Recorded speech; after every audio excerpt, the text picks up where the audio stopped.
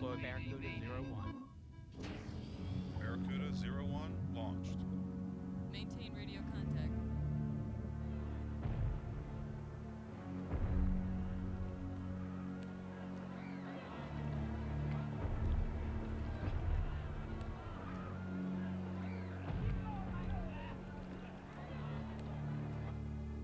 Barracuda 01 to base. Approaching Hyperion, or at least what's left of her. I'm going out there. I'm gonna take a look. Okay, Jake, be careful. Airlock clear. Oh my god. Oh my god. Jake. Jake. You read me, Jake. Jake. Jake, come in.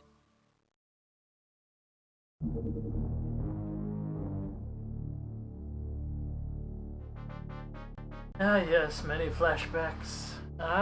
This game has a very special significance to me. It was the first video game I ever owned a demo disc of. And yeah, the voice acting leaves a little bit to be desired. But it was 1995. Now, this is Open XCOM, which basically makes the original XCOMs run a lot better on modern machines. It also opens up options for things such as mods that let you adjust the game to not be so dumb at times. Only ones I'm really playing with offhand are going to be the PlayStation audio. Mostly because the emulated audio doesn't quite match up with the original sound card. That's pretty rad. And yeah, the cover screen, he's flipping out. He's on a lot of these. That was kind of a trademark bit of artwork, sort of artwork that was in the first game too, UFO Defense. But some of these things make the game easier, or they make them massively harder. Some of them adjust the game to not be quite as outrageous, such as well, for one of the things that changed between this and UFO Defense mechanically, that was a big one, is getting directly hit by a weapon in UFO Defense had a chance to do 0 damage or 200% times normal damage. Whereas here, it always does at least 50% damage, but only 150% at the high end. So it lowers the damage variance, which I appreciate. Some of these other ones are things like Infinite Gauss, which removes... Because this game is effectively a reskin of UFO Defense, a lot of the weapons are basically modified versions of the weapons in UFO Defense, honestly, and Gauss is the replacement for the lasers. And lasers were strong because they had infinite ammo and did pretty decent damage, but mostly they had infinite ammo. And in this one, Gauss does not have infinite ammo. You have to manufacture ammo separately, which makes them absolutely worth skipping by default.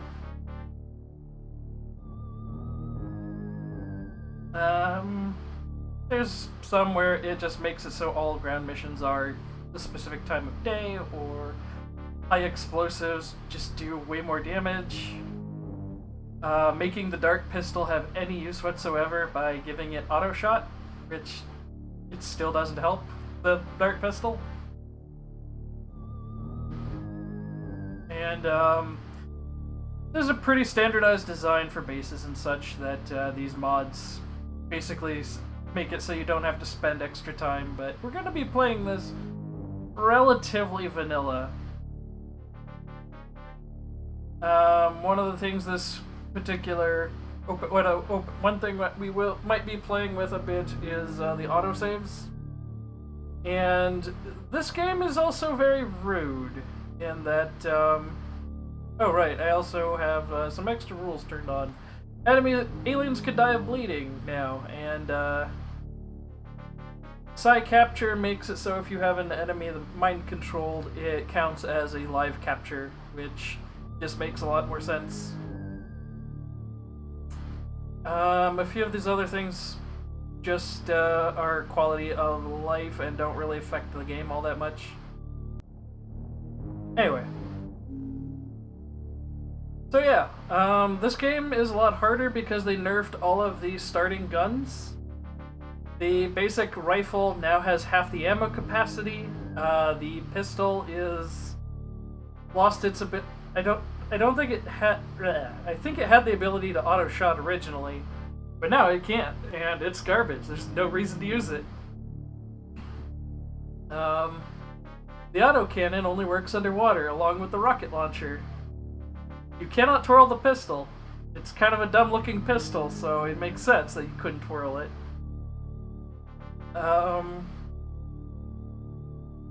The basic cannon and the basic rifle are about all that really works out of the starting equipment in all situations. So that's probably what we're going to see a lot of until we start getting sonic weapons. Because the laser replacement in this is garbage. It's Gauss, but it's worse. Another thing, the beginner difficulty level in Terror from the Deep is equivalent of superhuman difficulty in UFO defense. So I'm gonna be keeping it down here, where the game is not incredibly stupid. Trying to think what else I wanted to mention. Yeah, this game holds a special place in my heart because it was the first demo disc I ever got. It was one of the first games it was like the third or fourth game I bought for myself for the PC.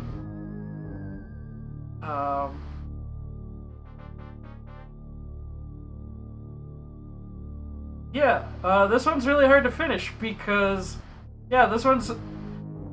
and mind you, when I say it's based on UFO Defense's superhuman difficulty for the beginner, the other thing is the AI in this is a little bit cheekier as well.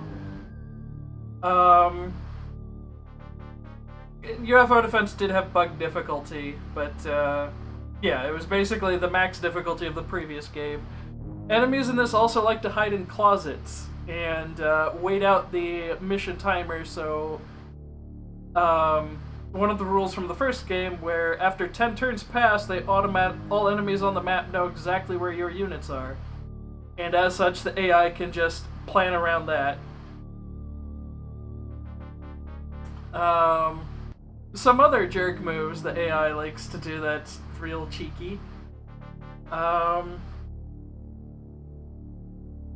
They abuse lineup, like the whole meme with night terror missions is they like to duck into sight and they have the same line of sight of you during night missions, but if they come at the right angles, your units don't spot them, but they get just in range to see your units and then back out and fire from across the map, which is the strategy of what you have to do.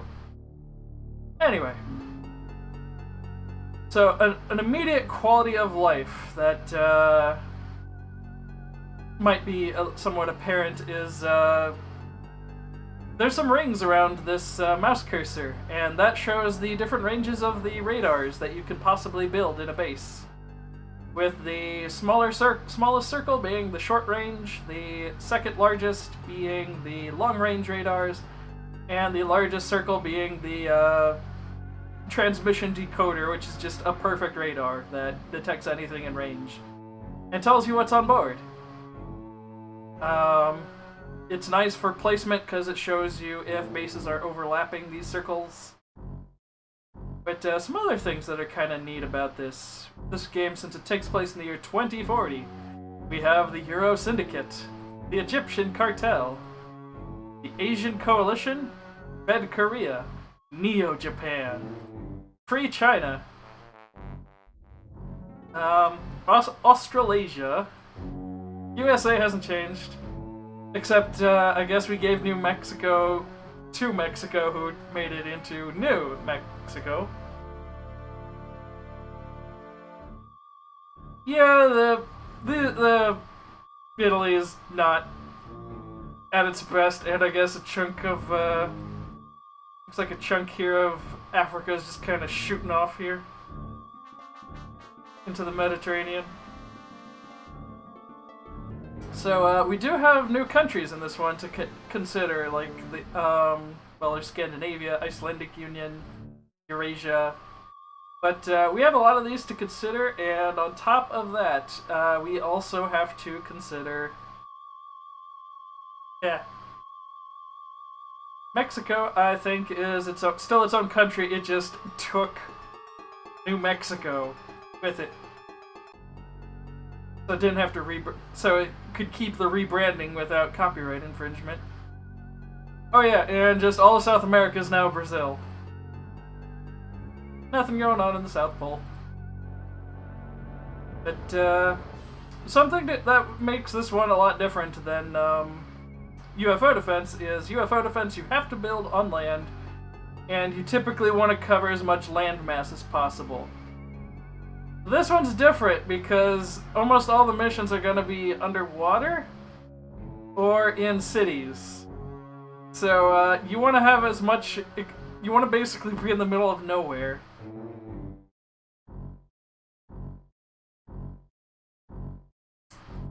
Alaska did break off from Canada, or from America.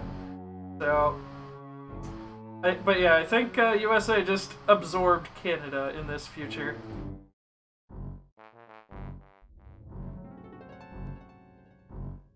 But as for where we're gonna start, I'm thinking either here in the Atlantic or over here in the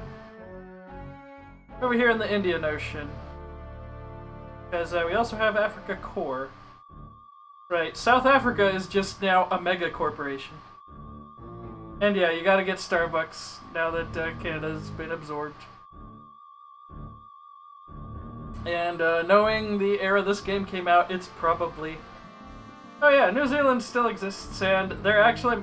They are actually mapped along with Wellington. That is a place that can get terrorized in this.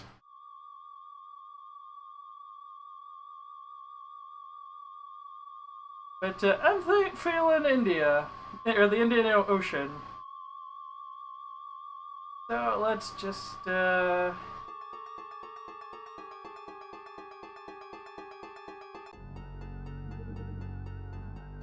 let's get started. So we now have a base. This is... I don't know why the base screen is so much smaller of resolution, but that's fine. So the first thing we want to do is we're gonna build some sub-pens up here so we can get rid of these two, because aliens, when they attack your bases, come in either through the sub-pens or through the entry access. And ideally we're gonna have it so the aliens are all forced to funnel through this entry access to where all of the people defending the base are going to be located. Wider range sonar, let's just plonk that down over here so we have better detection. Alien containment's very important because we need live aliens for research purposes.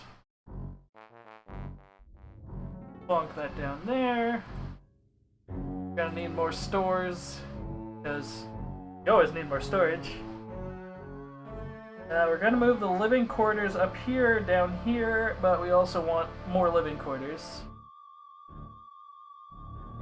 That's, I think, all we need to worry about for base building at the moment. Once this, I figure we'll demolish this eventually, the smaller radar, or sonar rather. And we have 8 soldiers, we want to get at least 6 more. Give me them scientists so we can do the researching. Right.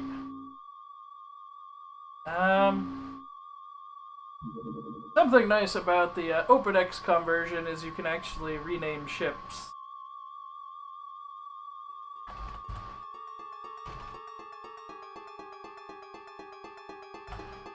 I'm going to name this one Ajax because it's only going to be using Ajax torpedoes. Yeah, 8 soldiers does sound like we just brought your friends to the underwater base. We are gonna be getting rid of equipment that is not very useful. Like, we're getting rid of this hydrojet cannon and torpedo launcher, which are the autocannon and the rocket launcher equivalents that only work underwater, so screw them.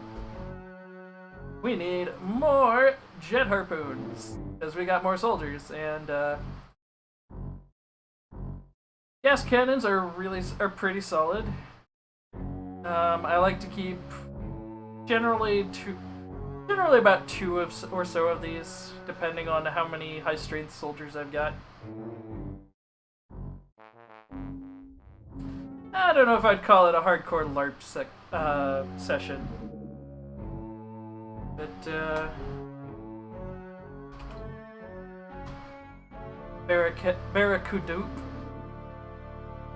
because we're having it with the Dupe Head. Dupe Heads are really big torpedoes. Now those craft gas cannons, they have pathetic range, which is the main reason I'm axing them. They're only good at the very start of the game, and only if the first UFO you come across, or USO you come across, is a very small one. And even then, it's not worth the effort and spare money you get for getting rid of them. Let's get rid of those pistols. Hydrojet cannon, torpedo launcher.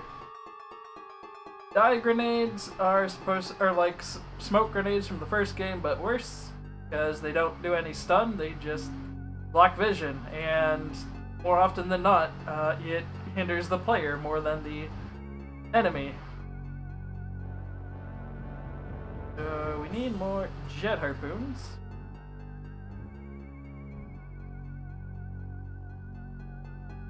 We need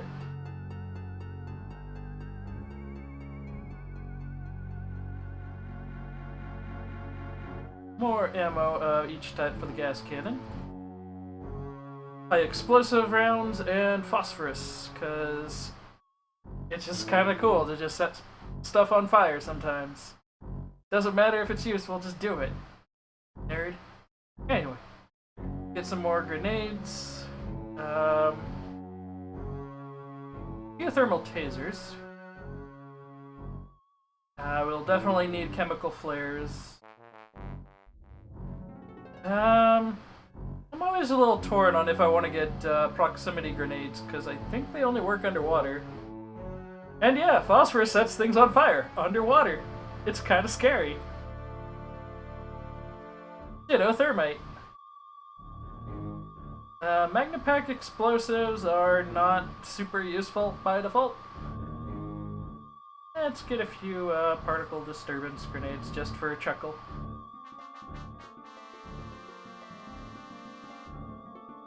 There's also the coelacanth, which is worth considering. The coelacanth is basically a tank, and it's mostly just good for scouting. It does take up the space of 4 soldiers that are way cheaper, though. Like, it's for the cost of 10. For the cost of one of these, I could probably buy about 12 soldiers. And these things tend to die pretty easily. So, maybe not. We'll worry about maybe the more advanced ones with better guns. Now, research. This is the most important thing in the game. This is how you win. We're gonna just start with the medikit, I suppose. The other techs aren't super useful at the moment.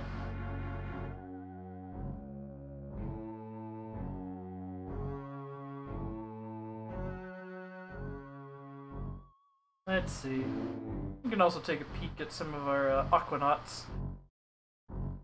I don't know if it'd be worth it to name each of these folks individually, or denote what stats they're great at, because it does save what equipment goes on them.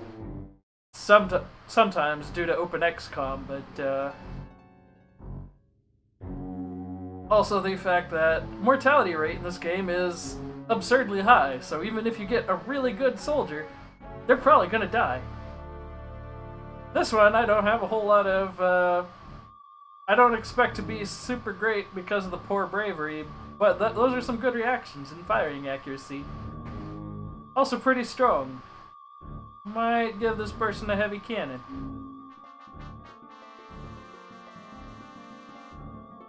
Also pretty solid candidate. Kwiatkowski. What a name.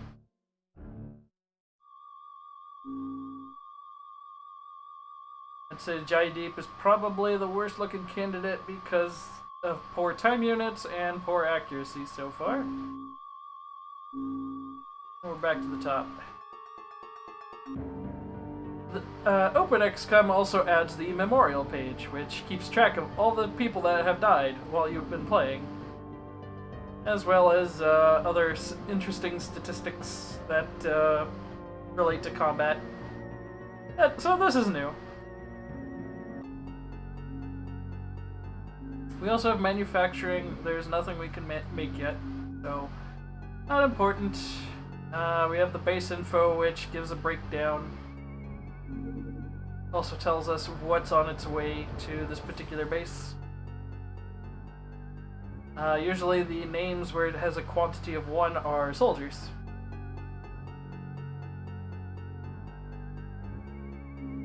I wasn't making fun of his name, it was just, wow, that's a really standout, interesting name. Let's see here.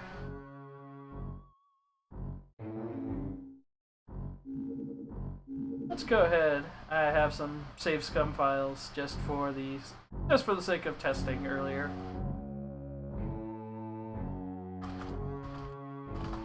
I usually like to have one for the start of the game, just so if we need to restart, we have a pretty quick restart.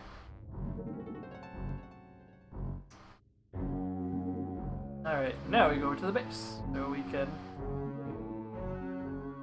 throw these nerds into the boat.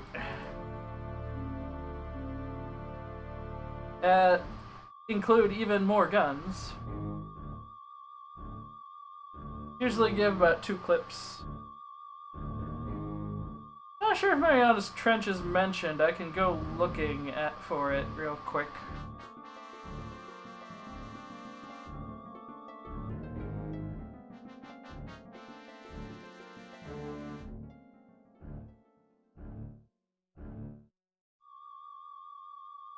Now, normally the game has an upper limit of how many items can be on the USO, on the Triton here. Oh, phone's ringing. Probably an ad. But these kind of give a vague idea of how close you are to completely filling the ship here with equipment to sift through. Everything's already rearmed and re-equipped. That's good. Scientists are here to help with the medikit. I would say the medikit is supposed to be one of the more useful items. I personally don't get a lot of use out of it because most characters tend to die in 1 or 2 shots, but since the AI is cheeky and likes to let your soldiers bleed out in this game, I'm gonna try and put them to more use.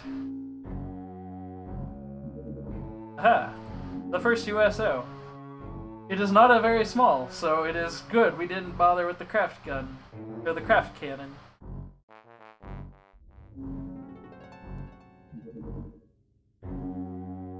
As for the Mariana Trench, while that goes on,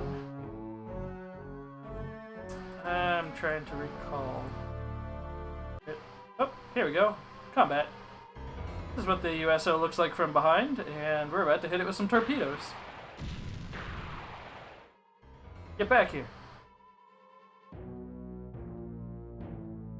So, one of the hazards of this game is The aliens have much faster ships than you at the start. Like, this thing's going 2800 speed. I don't know what units that's measuring in, but, for comparison, our Barracudas, the Interceptors, cap out at 2400 speed. So, they're slower than these things at the moment. But eventually they can catch up if the USO tries to make fancy turns or slow. And it's down. Now, I am bad at geography, and I'm trying to remember where the Marianas Trench is. I believe that's, like, over here? Like where Solomon Island is? Or am I dumb? I'm pretty sure I'm dumb here.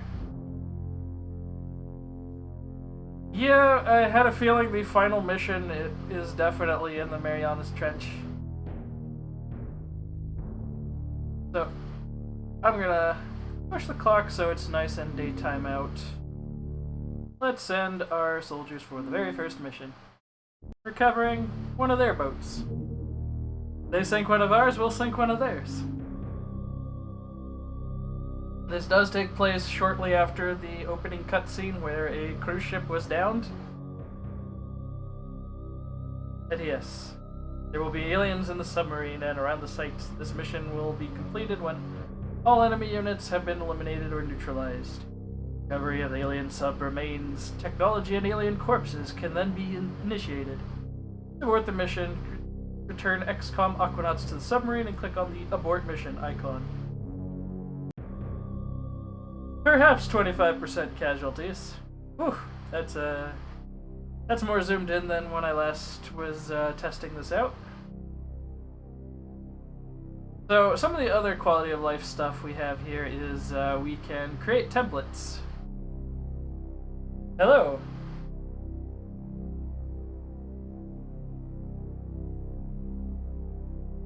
Okay, good. This person did get the craft gun, but we're gonna take out the armor-piercing rounds, put in my favorite, high explosives.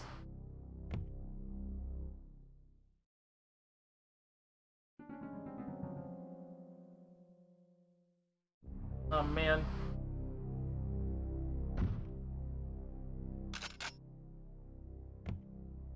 I usually open with phosphorus if it's a terror mission and it's nighttime. And yeah, those sound effects. Larson's smiling. Those are his teeth, I think.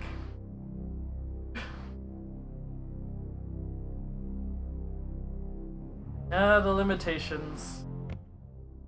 Oh right, alien containment's not finished yet, so there's not much point bringing out the tasers yet. There's Bjorn. Sky Deep, I recall you were the liability of the bunch. Get in there.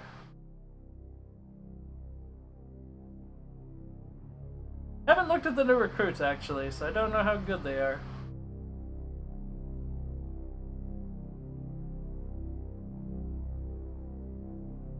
Alright.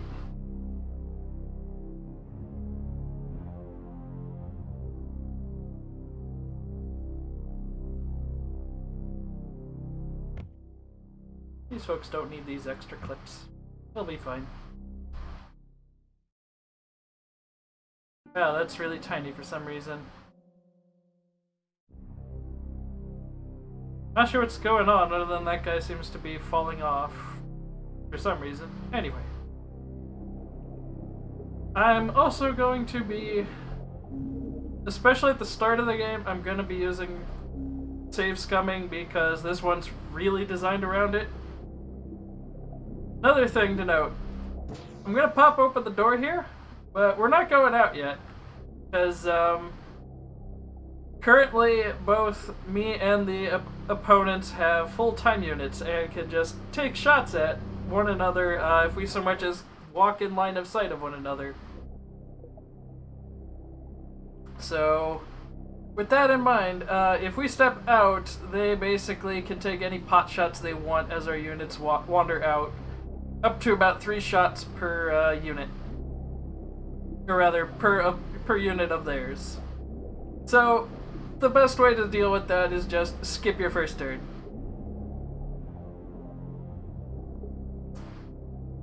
Get out there, Seth. Aha. Sneaky breaky.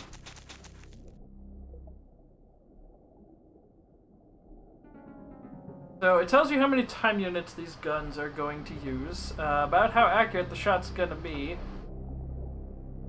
Something OpenXCOM does is it gives a little tooltip up here whenever you mouse over one of the buttons. If you were playing this the original way, you'd have to have the manual or memorize what these buttons do.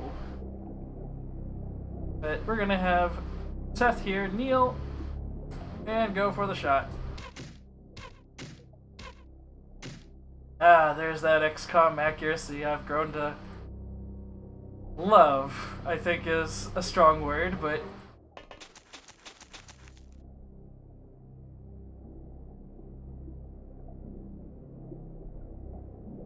Ilioloha here is going to take a snapshot.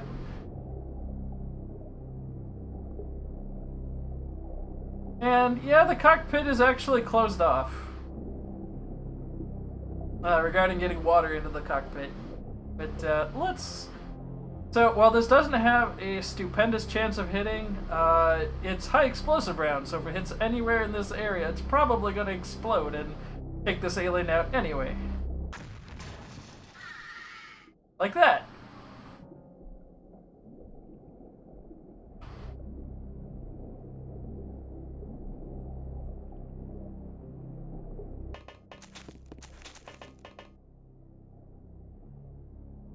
Other little quality of life is mouse wheel makes automatically move up levels for the camera. And yeah, that was a direct hit.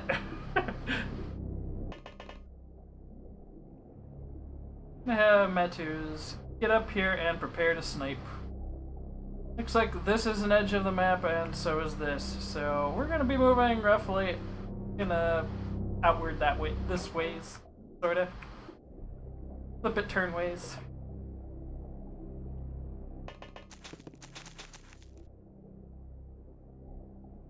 Yeah, that Akatoid is incredibly dead.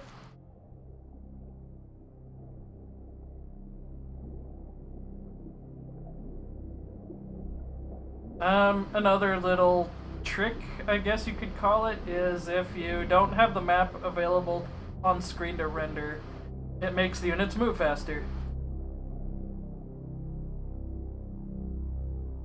Otherwise, it's going to have to animate, like, every step the unit takes, like so.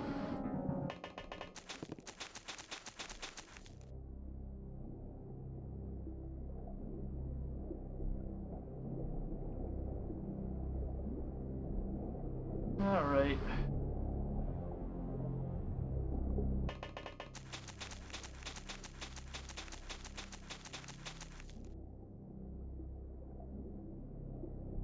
Judging from all this other smoke, not from this, I'm gonna venture to guess the USO is over here. We spawned really close to their ship, but the maps of this game are all...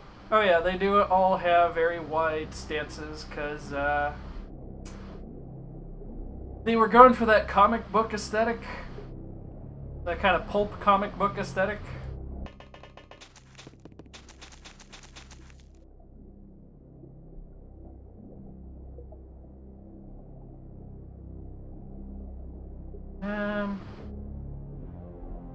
Let's have you start approaching from over here. Just in case.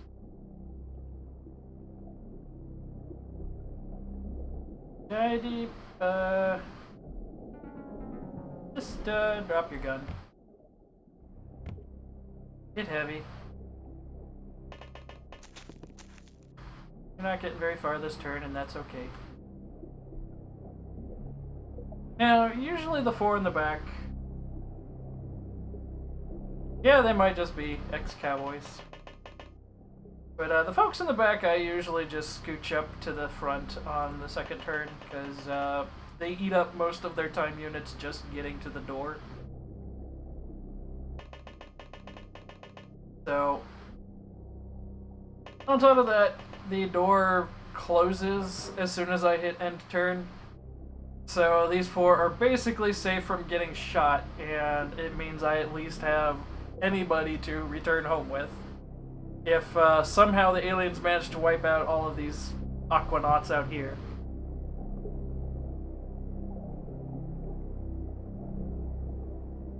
Now, that was a really short turn, so I don't think they have a whole lot of units still alive, if I'm gonna take a guess here. Found one, found another.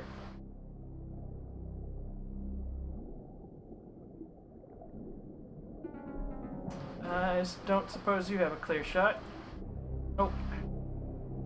What if you stand up? Nope.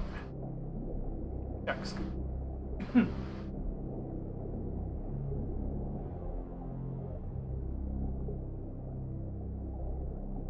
have Eric scooch up just a touch.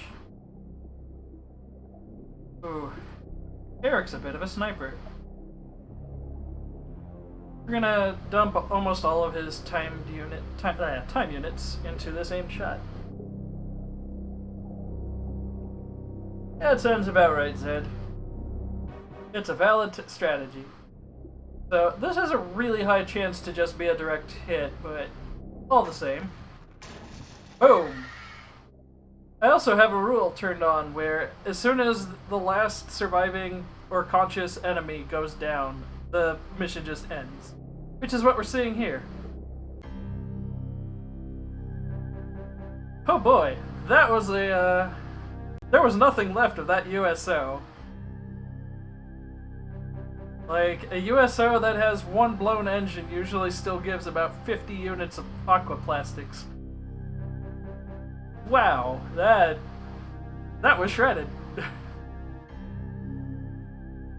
No casualties. At least, no XCOM casualties. Also, it does show a little ring around the ships when they're flying around, showing you their field of vision.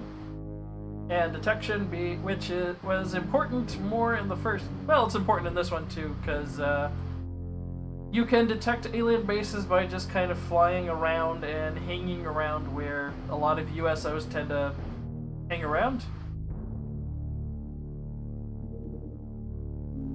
Ah, good. Storage is done.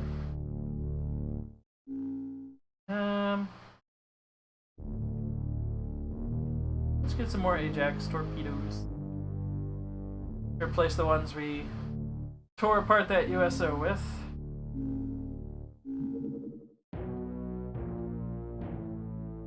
Yeah, wow.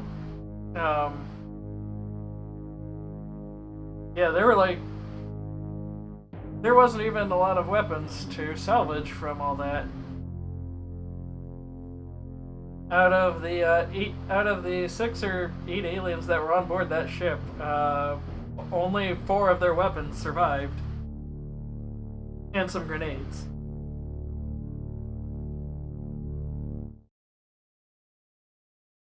Let's sell some corpses.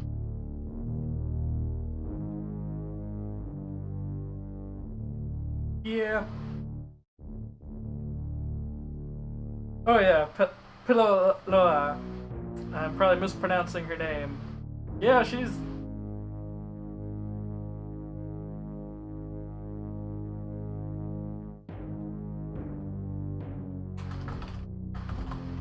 She's getting a gold star. Underwater spooky.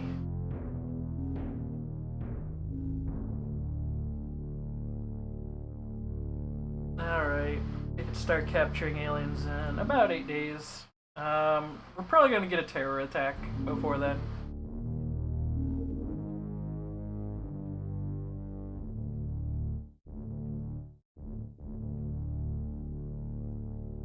I haven't thought of a good file name.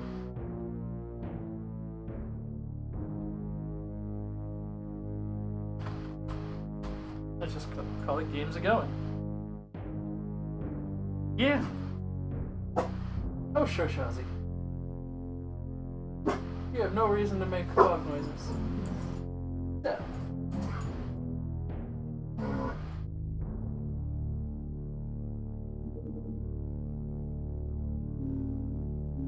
get some torpedoes.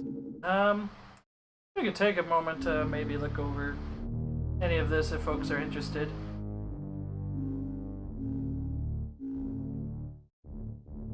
The facilities, for instance, actually show what the room's gonna look like on the tactical map.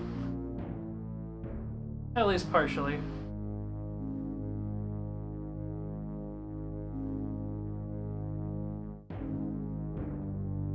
We don't have any of these.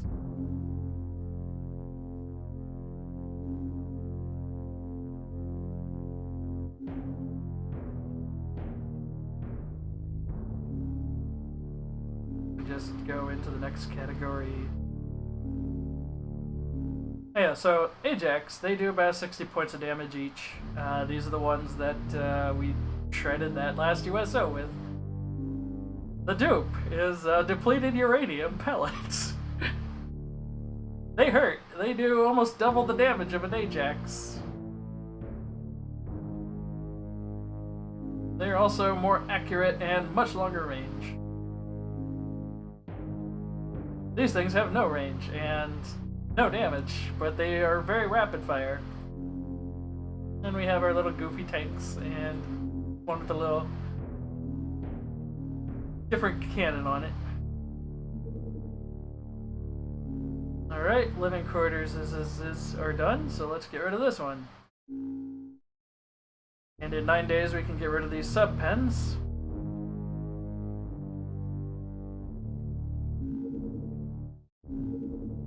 Ah, good. Medikit's done. Medikits are a pain to use because they only work for if the person they don't let you use it on an adjacent unit. It has to be the unit holding on to this. If they're unconscious though, you have to stand on top of the other unit with a different unit to fix them.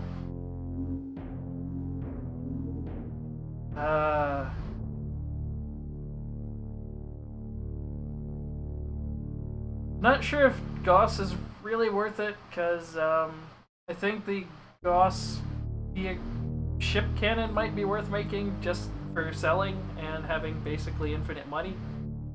But that's, I think, for later. I'm thinking maybe Sonic Pulsar for better grenades. Maybe Particle Disturbance Sensor? I'm not sure here. Let's get some grenades, I guess. And yeah, let's make a few medikits. Cost about 28 grand to make. The OpenXCom lets you also toggle if you're going to just automatically sell these once they're made for the purposes of, hey, let's just make laser cannons or Gauss cannons for aircraft and make stupid amounts of profit.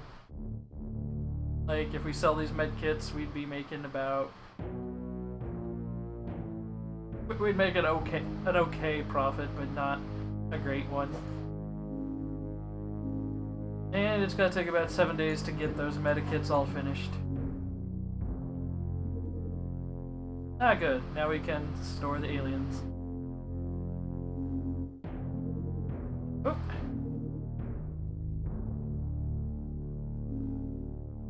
Oh, wait. I'm gonna send a dupe. That's a night mission.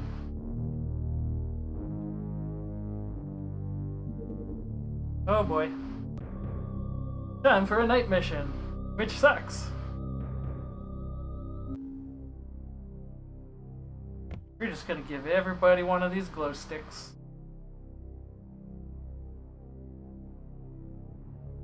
One effects to Nick.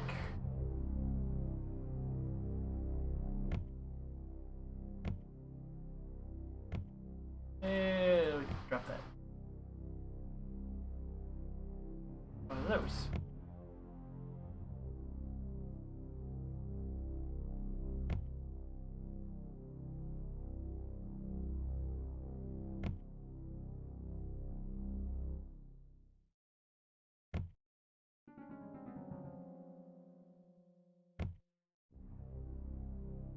JD, yes, your loadout was saved. That's good.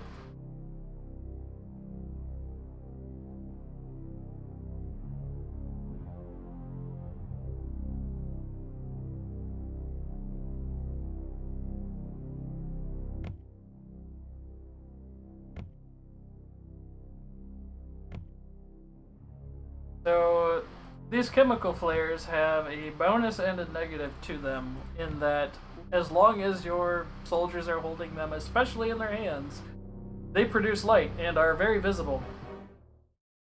Jaideep might go far. We don't know. We'll see. I've had soldiers with really bad stats that were sent in on suicide missions and kept coming back. Complete with one who had a taser and a bunch of these proximity grenades for when they finally died that were primed, and yeah, they would explode anything that got close to them in melee and tried to run away.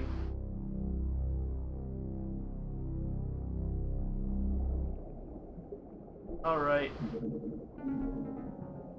Let's go ahead and save that scum file. Night missions look a lot different. They're dark. They're spooky.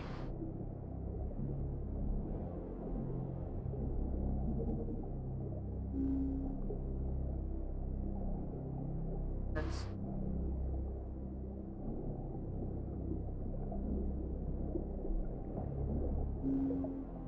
turn the music down just a tad so you can get that nice underwater audio. And this was phenomenal shading for 1995 for a DOS game. Oh, well, hello.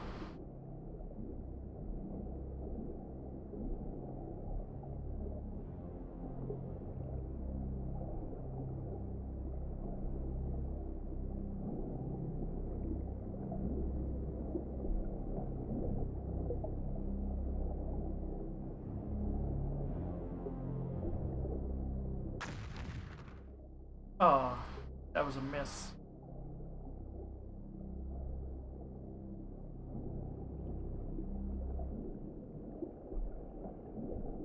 Can't quite make that line of fire. But yeah, underwater is real spooky when it's dark.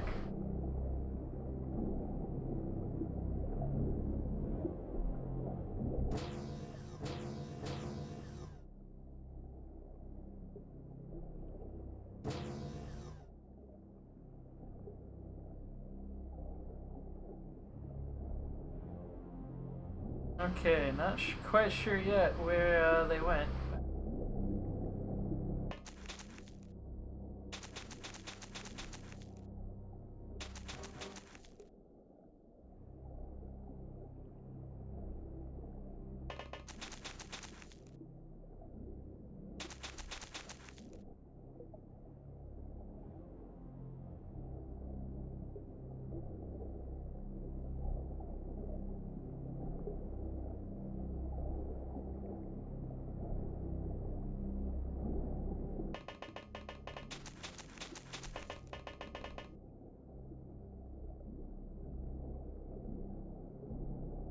Yeah, we really don't have much of a field of vision here.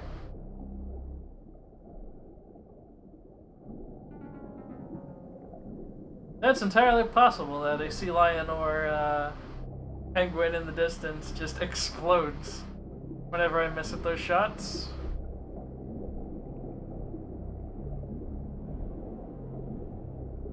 Now, I don't quite know where that sectoid went, so I'm gonna take a ballpark guess and assume he dropped the floor.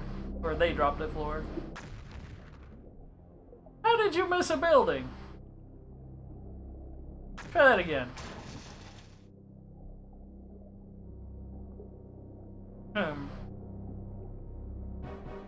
No sound of a confirmed kill.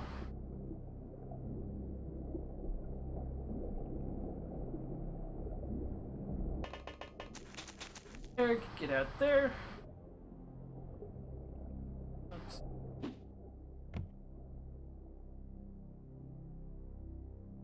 So yeah, we gotta make our own light.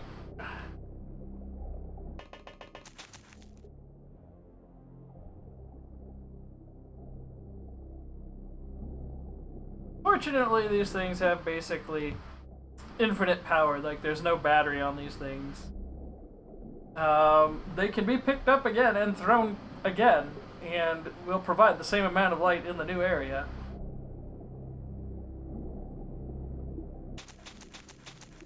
Aha! Bastard spotted.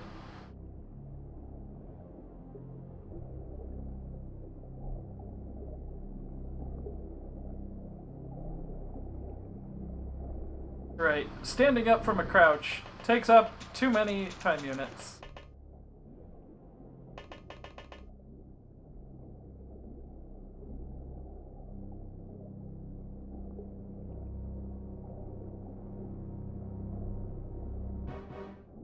That's a really risky shot. Especially because I've got another soldier in line of sight. And Coral, that could catch these two.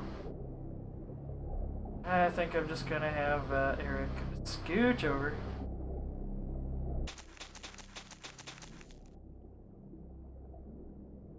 And maybe peek in that direction.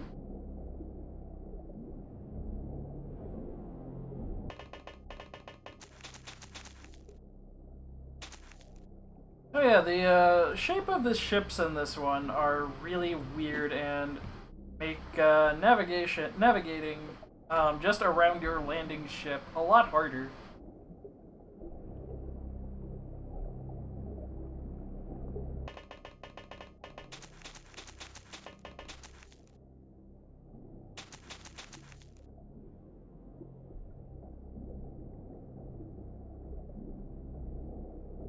Okay, Jaideep. Your time to shine. Get in there. You ran out of time units next to Theodore. Well, Theodore at least has time units, so he at least gets the chance to duck.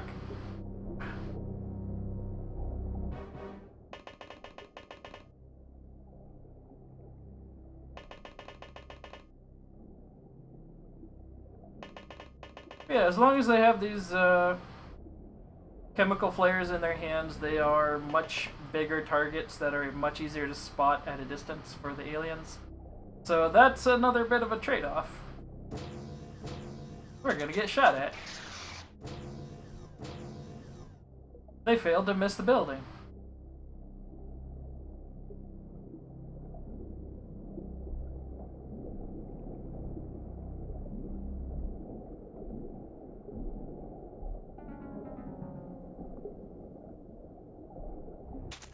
I'm gonna see if I can get Jaideep even remotely close, and no, I can't. They can't even get close. That's okay. Every time we are just using Jaideep, especially with a lot more than their strength can carry, they are slowly building. They're gonna be building up stats, so it doesn't really quite go to waste or anything. Assuming they survive.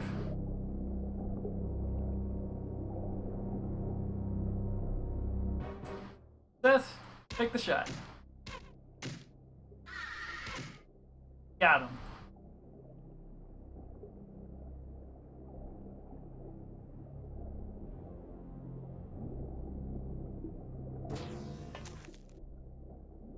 Now, one of my favorite things to do that a lot of people don't think about doing is you can daisy chain grenade throws. Assuming you can get them to throw accurately.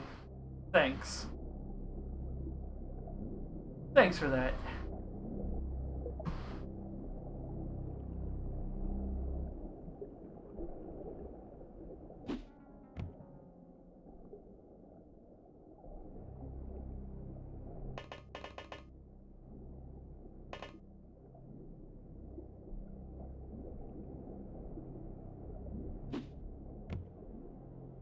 Yeah, you can throw a grenade underneath one of your own units, have them pick it up if they've got the time units, and throw it even further.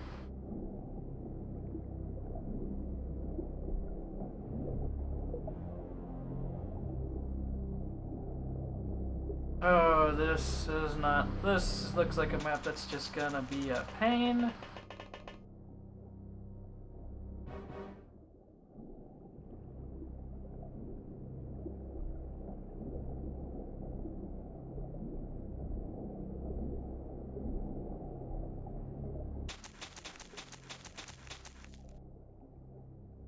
We haven't actually found the USO. We're just going through the ruins of some sunken ships still.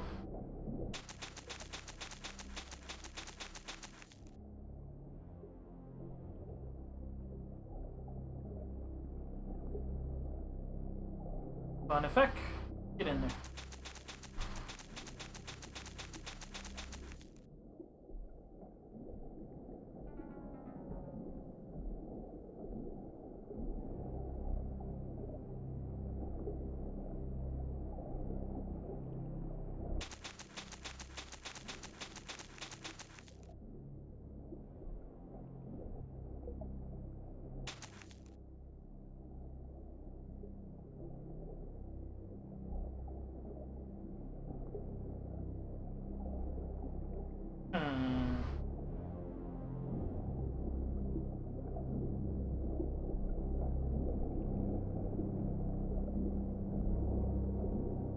Maybe we'll put you up here.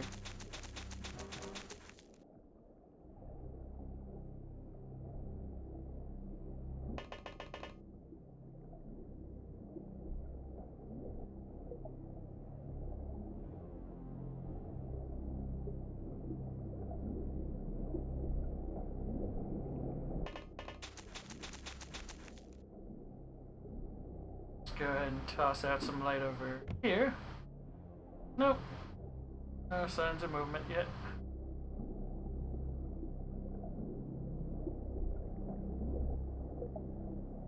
Oh right, this is I forgot, this is a landed USO.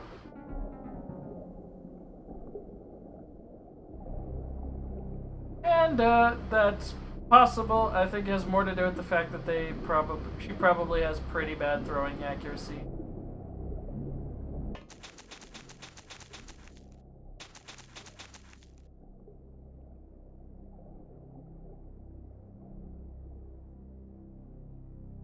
I honestly didn't really check because,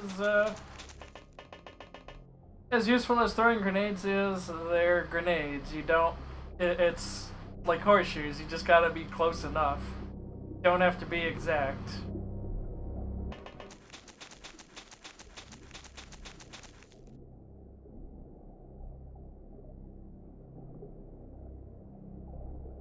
Let's, see who's still got 10 minutes. Eric, you haven't moved at all. Let's go.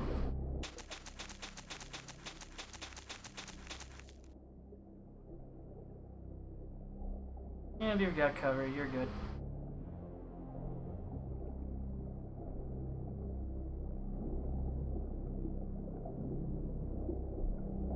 Alright. Turn over.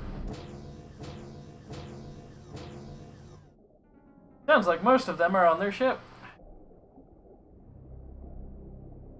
Because something else this game does excellent is sound design.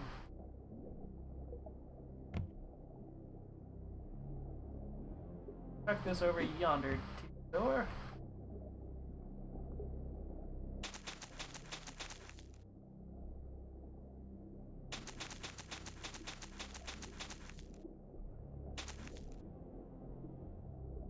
Okay, that hut is empty. Good to know.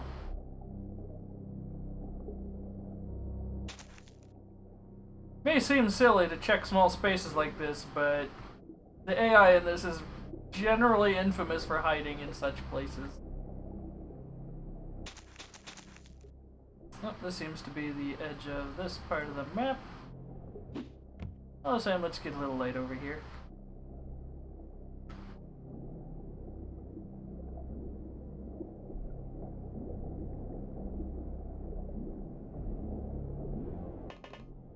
I guess we'll root out the edge of the map.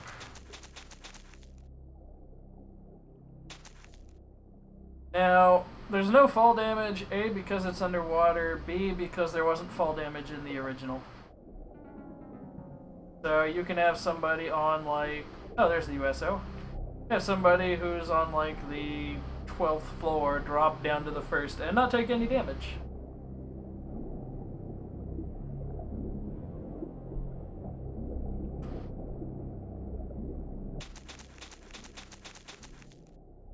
I'd much rather try and sweep the fields outside the ship before even thinking of poking my head into the ship on the grounds that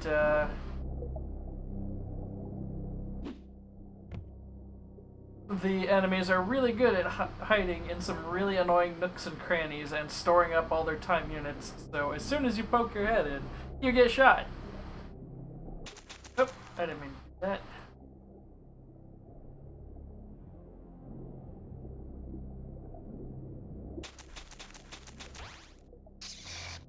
Well, hi there.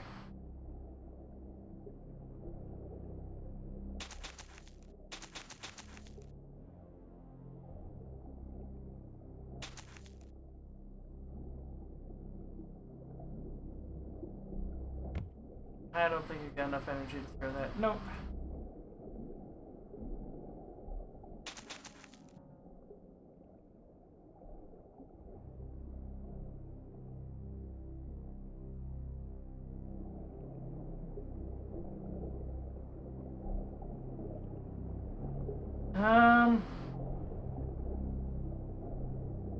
Nah, they're not even a little honorable in this. They're all jerks. If I were to venture a guess where that AI is currently located, I would imagine probably behind like this coral or just a little bit around this corner here. So let's at least get rid of that coral. Oh, looks like they're hiding behind the coral. Got him. And I couldn't get I couldn't see the unit because there wasn't enough light. Like, to give you an idea, like, just how important light is in this. And the fact that my character is standing on top of some light or carrying some light makes them really easy for units like this to take pot shots.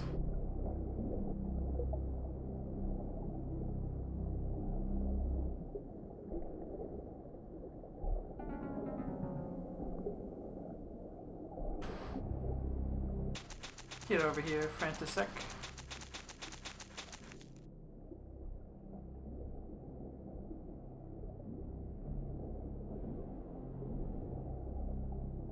Yeah, I definitely want Aloha up here, away from everything, so she can take the best pot shots. From downtown. Oh, great. The entrance to this is on the edge of the map. Lovely. That'll be fun to siege. Boy, lots of fun. Yeah.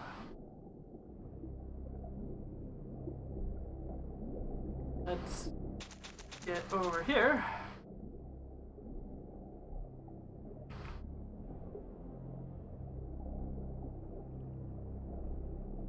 Seth does not have a lot of time units. Seth doesn't have much for reactions. Seth is an okay shot, though. So I guess we're gonna be utilizing Seth more as a sniper.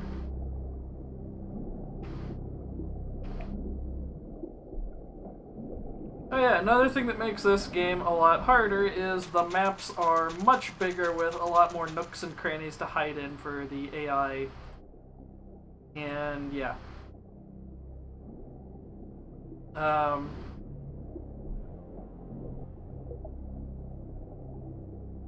You probably have Bjorn over somewhere, like, or maybe Cormac.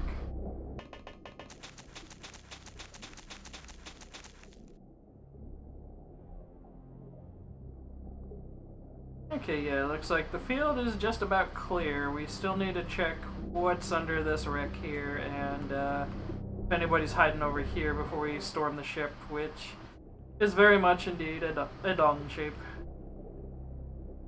Beepus ship.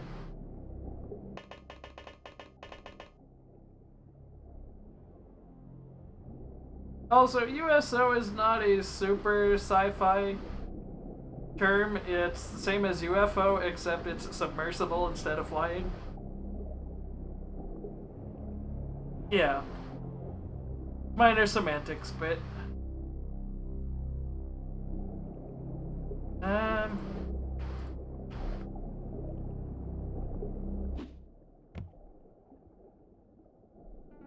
totally unnecessary, but better to get rid of light sources on folks who are gonna be positioned to be taking shots.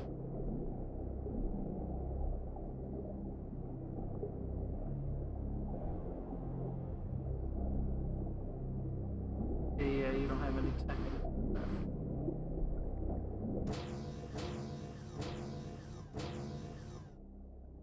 Yeah, I think they're all on board the ship at the moment.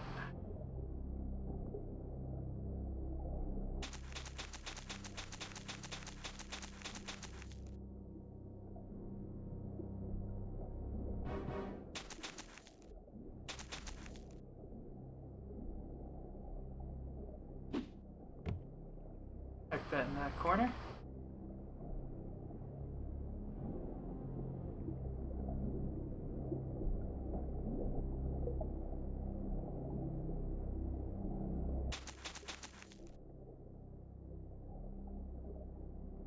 Enough for a snapshot, oh well.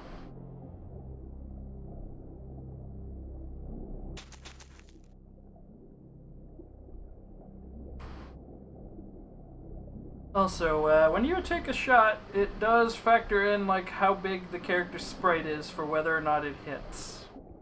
Like the sprite is effectively something of a hitbox for shots. So when they crouch, they have a smaller hitbox, so they're less likely to get hit.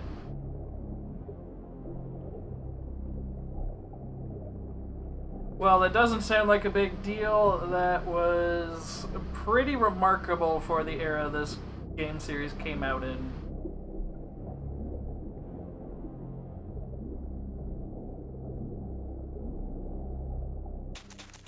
Go, Jaideep.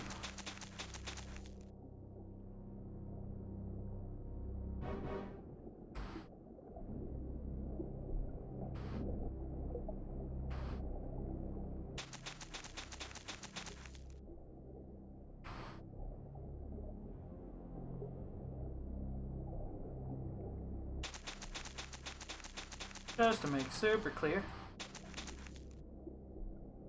Also, Adelina is suffering from a depletion of resources that comes up in this game series, or in the early games, not so much the third game and the new reboots. The energy stat, which is basically stamina, and it determines time units is how far you can move in one turn.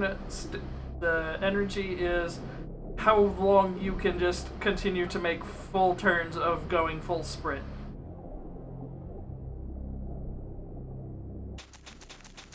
It's basically stamina, yeah. Okay, let's...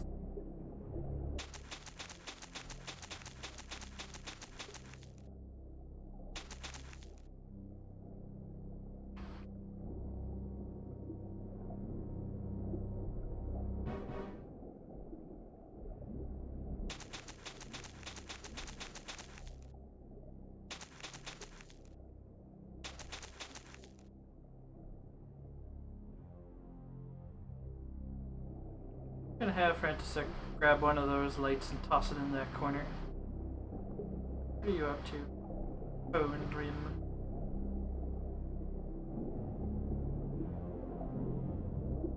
And Cormac's just gonna make positive that field's empty.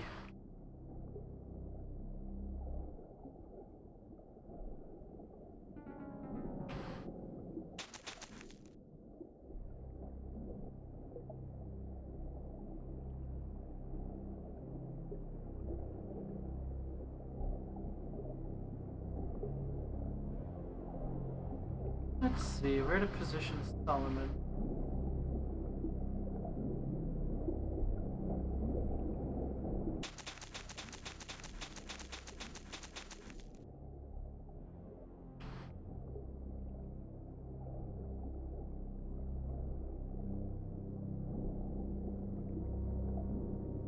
Crouch, prepare to shoot. Fine. You haven't gone yet.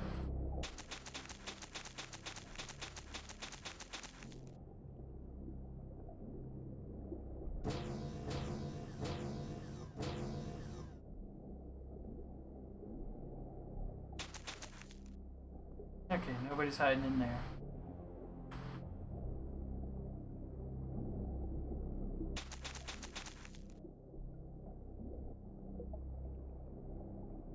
Up this flare and immediately huck it.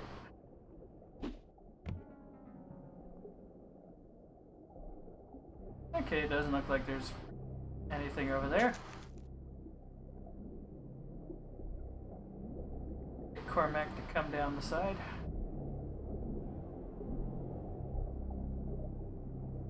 A twos.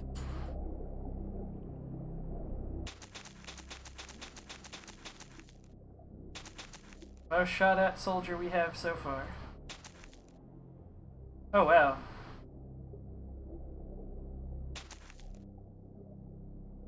The shot we fired at the coral barely clipped.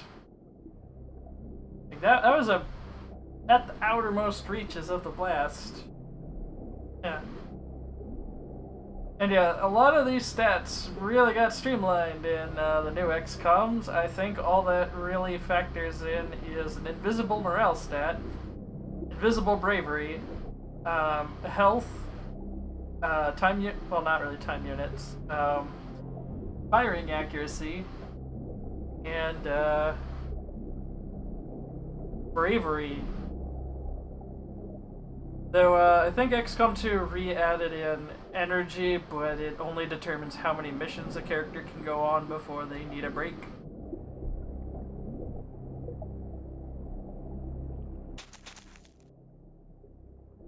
Thank you, Jaideep, for confirming.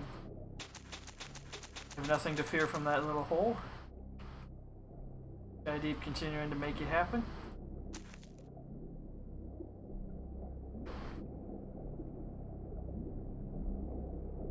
Death gonna provide some backup.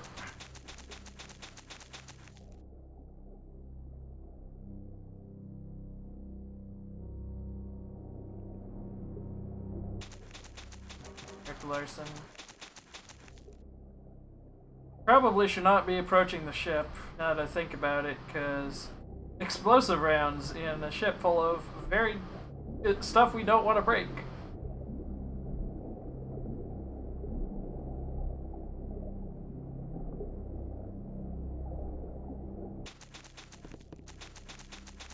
Just kind of no clip through that wood, that's cool.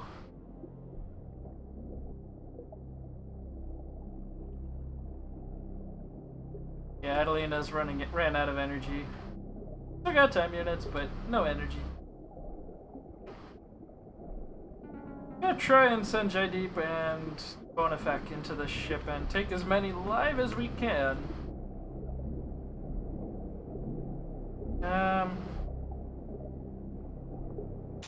May as well get these guys off the top there and approaching the ship. Now, most folks usually like to play with reserving time units for snapshots. That's probably a smarter thing to do.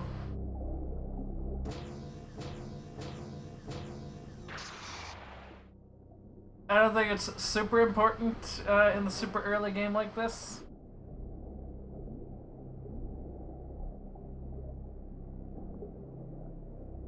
But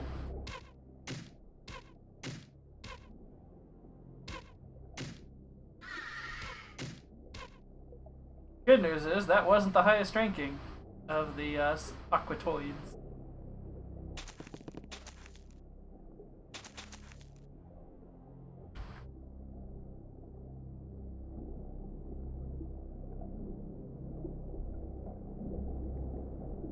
Come on, Cormac, make it happen.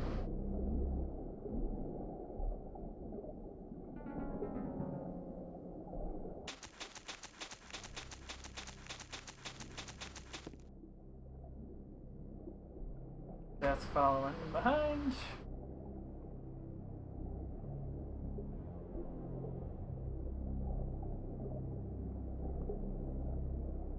I think I'll have Theodore actually check out this corner. Jaideep starts his approach. Very slow approach, but an approach. Along with Bonafak. Bonifac.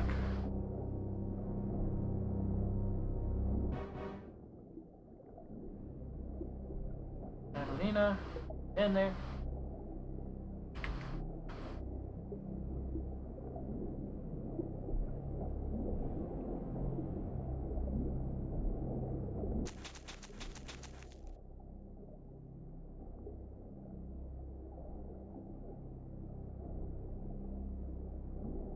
Vyacheslav Romanov will take approach from this side.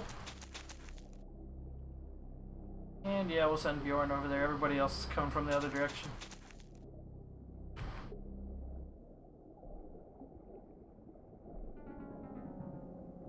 Ilya Aloha, you're fine. Don't need you to explode things at the moment, so...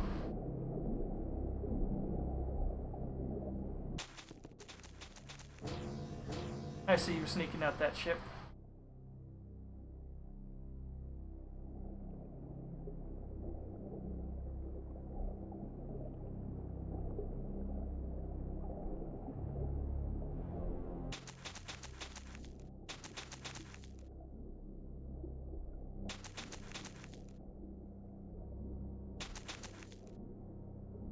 Great. I know there's a sectoid over here somewhere. I'm just annoyed I can't seize them.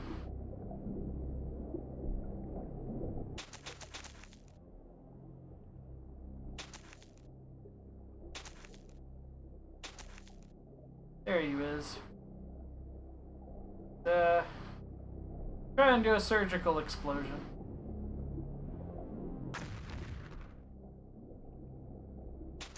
Cool.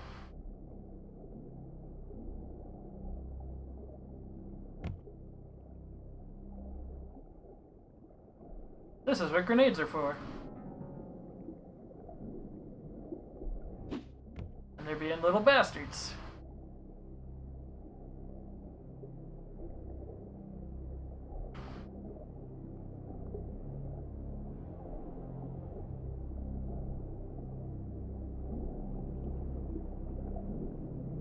We're getting dangerously close to the turn where they just know where we all are.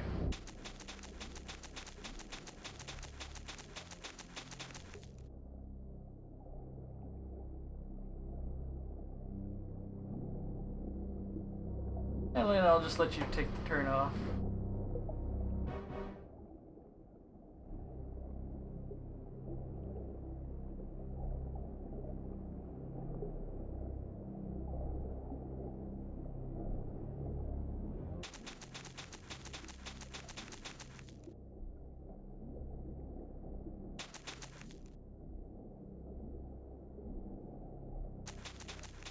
Should not have any problems with that grenade hitting any of my soldiers.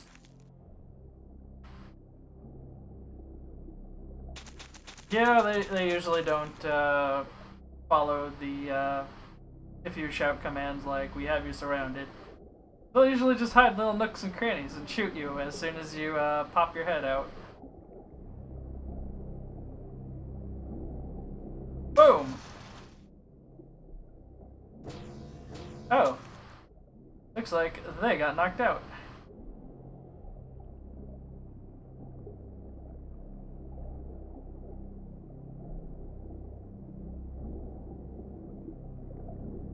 I'm pretty sure neither of these prod folks are going to reach there in time.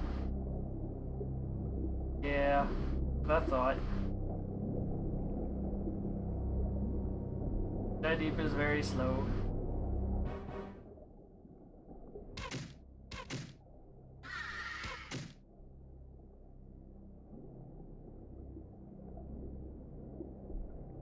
Wow, you've got terrible reactions. That would explain why two aliens just walked past and you didn't shoot either of them.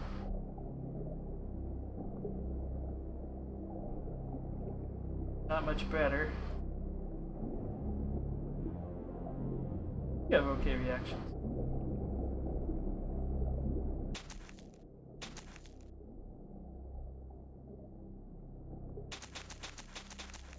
Be cheeky.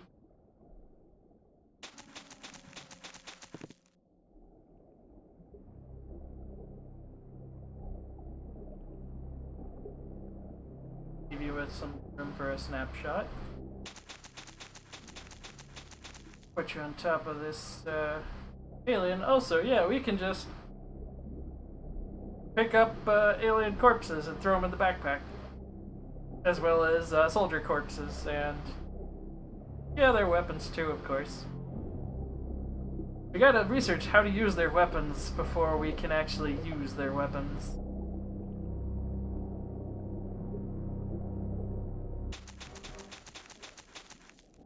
And it seemed like that blast knocked them out, but I think they bled out from fatal wounds. Because they showed up as a corpse. Just about time to breach and clear.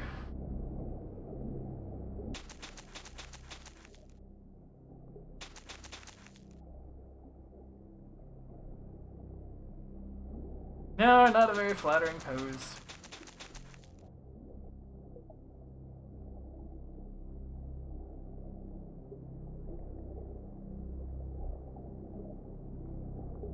Just get in there, Marcelo.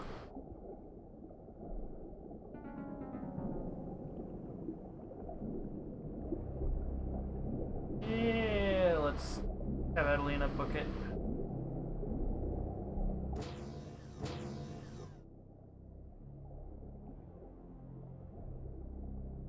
I believe that just said turn 10, so they know where we are as soon as we hit end turn now. Well, hi there. I don't think you can get in range and have enough to zap them. Yeah, no, that's not happening. That's okay.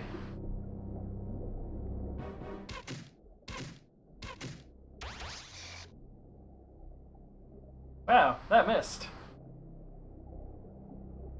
Neat.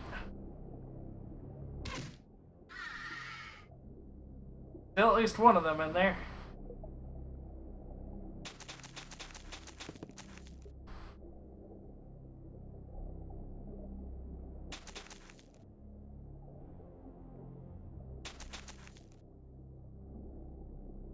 Oh right, something else they changed is opening doors now takes up time units. Because that's fun.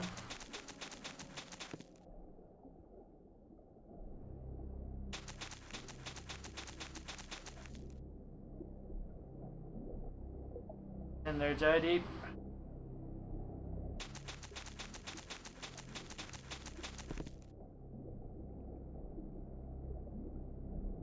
Jaideep's energy reserves are holding steady on the grounds that all their equipment's too heavy and they can't run the full time units.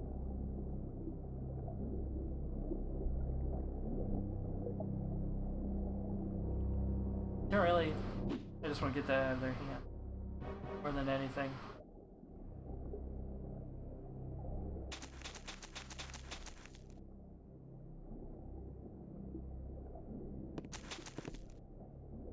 Feel bad if they were smart enough to huck a grenade out.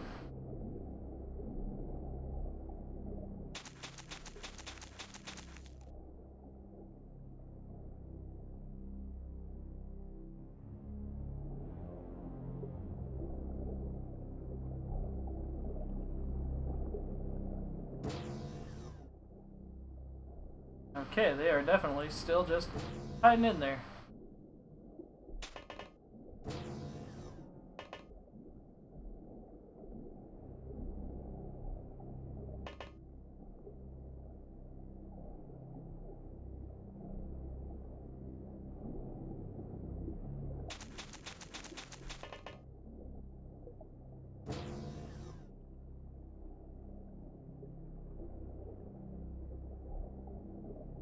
Yeah, we won't worry about snapshots.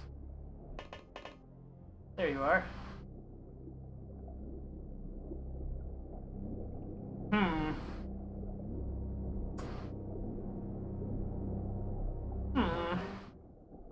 Not sure she can make that sprint. Which is why we're gonna scum it. Just to make sure. It's only gonna be one action that we undo. Yeah, she can't afford the... Yeah, that's what I figured. So let's not do that.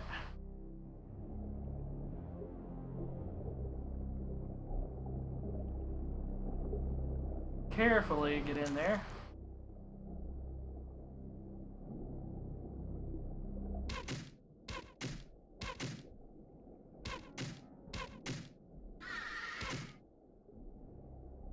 Okay, there's still more bastards on board.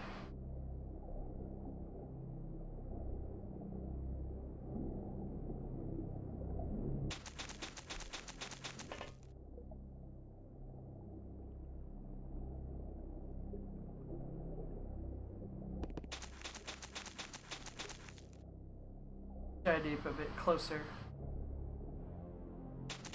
Ayun in there. Frantisek.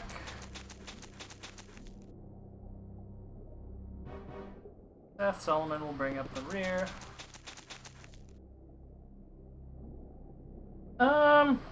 We can punch a hole in the ship.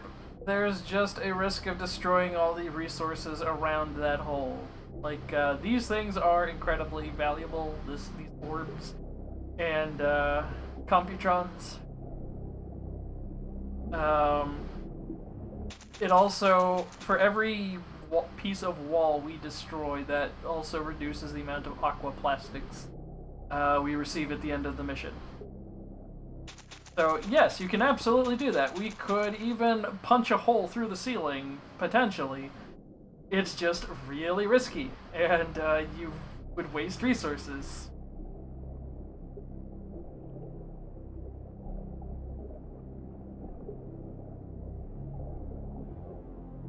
And this is a ship we are trying to take in one piece, with as minimal damage as possible. Because those orbs, they contain a very useful element in the game that is necessary for most of the research.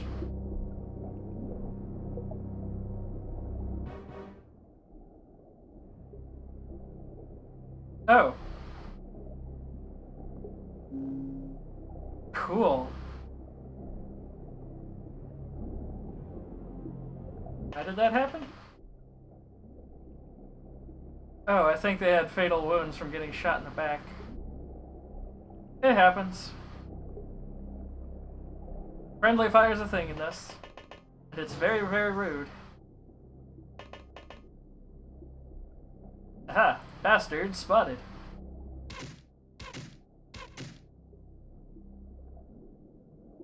And I believe that was a knockout shot. Other bastard spotted.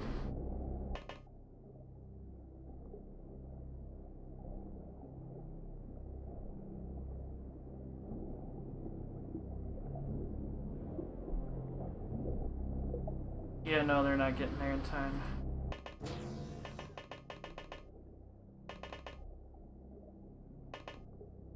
Here's the rough part of the ship storming.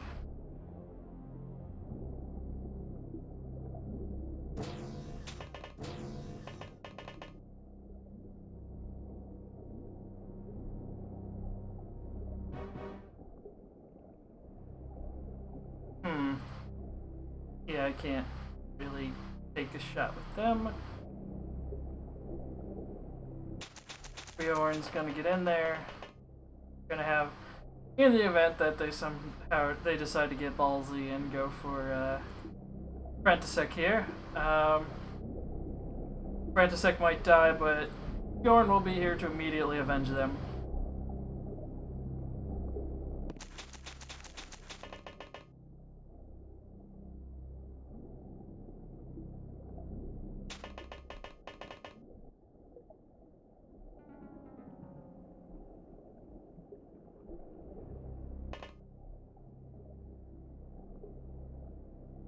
Not gonna risk this shot with Hayoon. Might also be able to get Jaideep. Maybe to stun something. Drop your gun, Jaideep. We're going sprinting.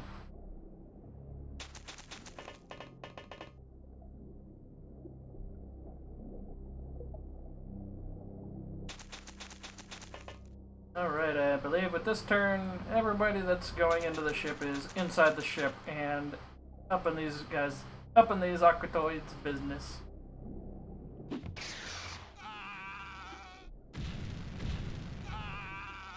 Oh wow.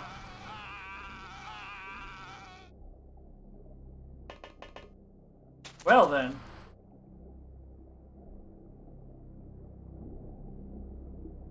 They went with the nuclear option.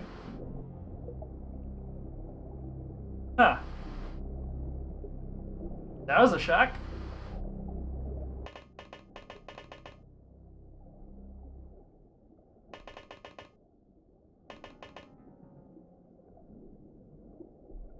I think that killed the alien.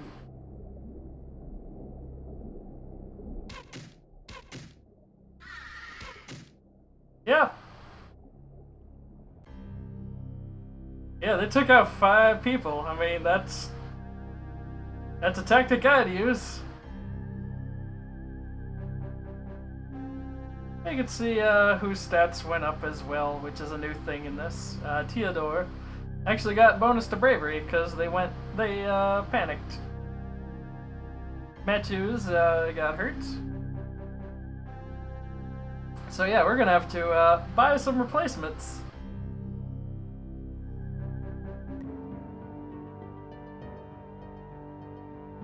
Dang. Jaideep will be remembered.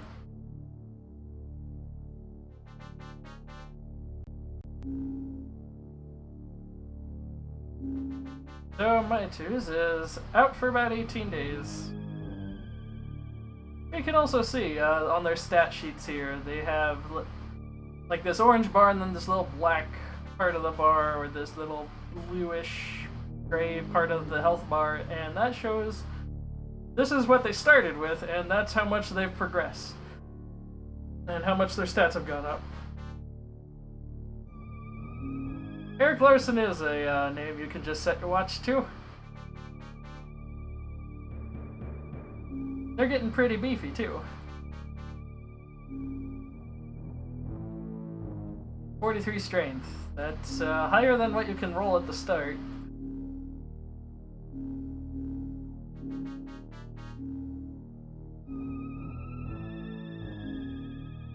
So we have our first casualties. We're gonna order an extra Aquanaut because Matthews is in pretty sorry shape.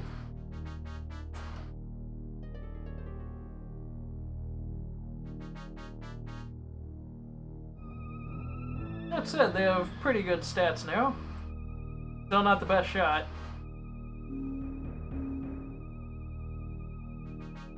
Oh man, that was a cool move, wasn't it?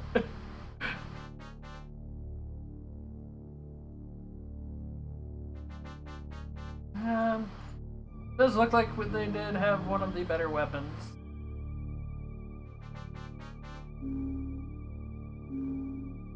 I think that was the navigation that exploded. Nope. No, I think it was one of the navigation, and that's okay. As long as one survived, that's what really matters. We could throw some of these corpses out. A lot of sonic pistols we're never gonna use. A lot of clips for them we're never gonna use. We still need one just so we can research it. Sonic Blaster Rifle, for folks who are veterans, I seem to recall the Sonic Blaster Rifle is only worth it for the fact that it has auto fire and nothing else. Versus the Sonic Cannon, which just you hit them and they die.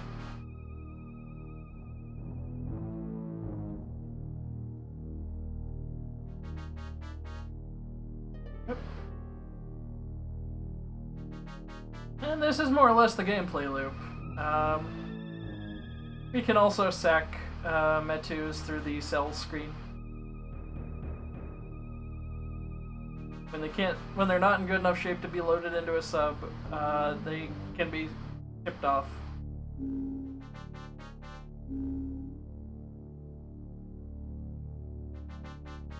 find somewhere to dupe heads.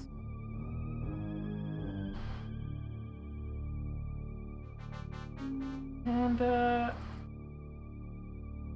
scientists are very expensive to buy in bulk, but we want them in increments of 10, roughly.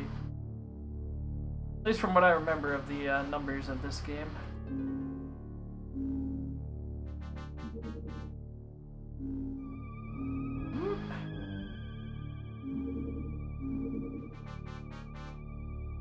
Go ahead and make a save here. We're probably going to get a terror attack not long after these folks all show up.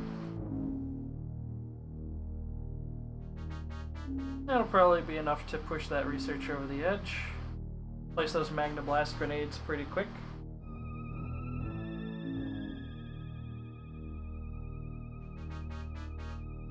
Not very strong. Can't carry much equipment. Terrible shot. That's a Yet de Boer. That's a pretty cool name. Garage Baka.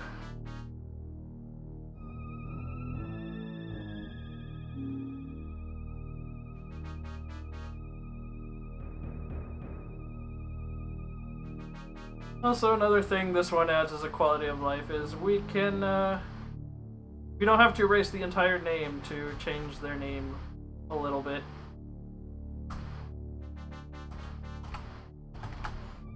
Jadip the Second.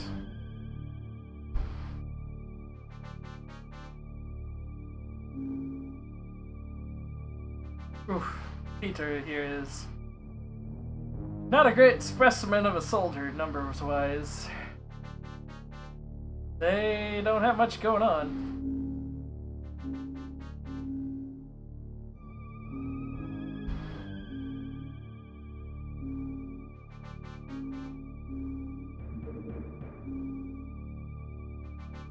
Another thing this one has is we can change the numbers that folks have. That it changes their position in the lineup in the ship. So, like the four people that are going to be out in front are now Seth, Ilialoha, Adelina, and Marcelo. And then Eric is going to be in the next bunch, which is probably where I want him because we already got Ilialoha with the cannon.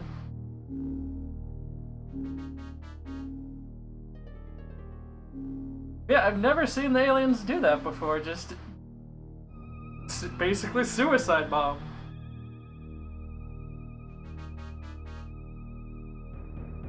Yeah, the AI in this is really rude. Die deep too, electric boogaloo indeed. My neurotic multiple saves, there it is. Usually on my birthday.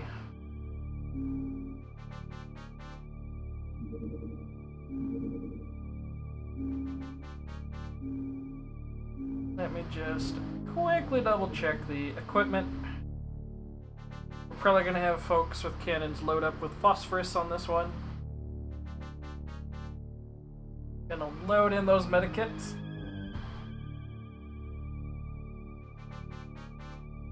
I think that's about as good as we're gonna get at the moment. Game just doesn't relent. It just keeps trying to kick you in the ribs.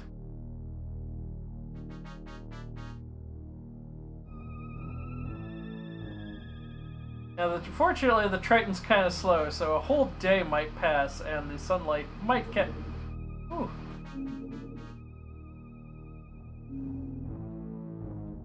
Sunlight might be able to reach this before the Triton does.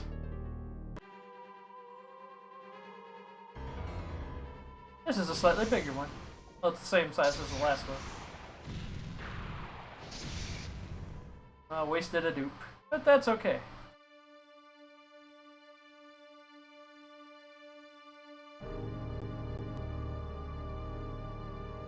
Recall there's a sneaky peek trick where we can send an interceptor and it won't make the sight go away.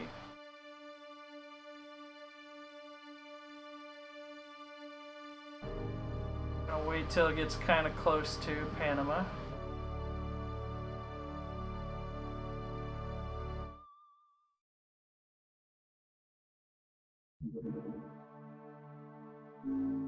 Gonna have you patrol for a few minutes.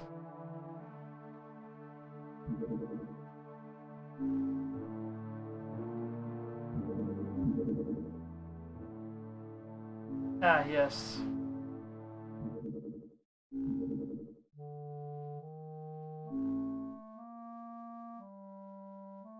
Hmm.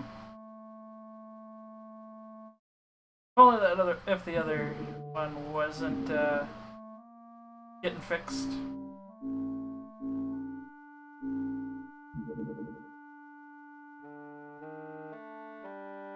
That's a lot of time to fix that small amount of damage.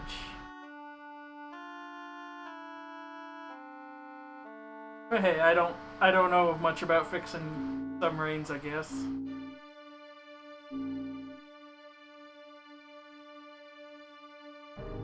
This is gonna be real close to daylight hours, but not quite enough. Oh boy, this is gonna suck.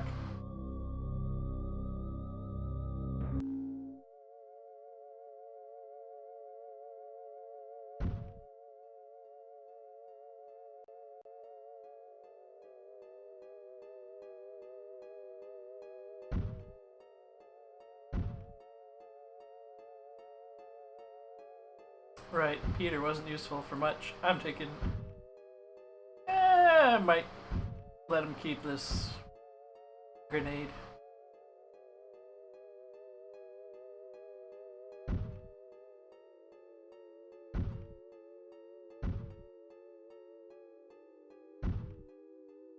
Deep the second, you're getting in there with the taser. Siraj Baka.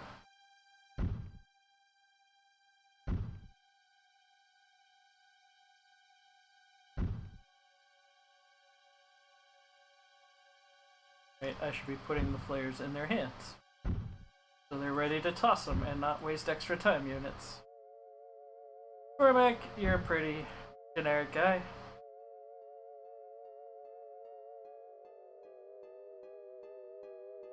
Eric's already pretty heavily loaded up, but we could give Hayden one of these medic kits.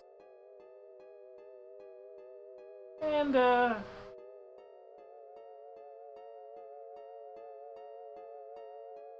let's give Alexandru the last one, because they're last in the line.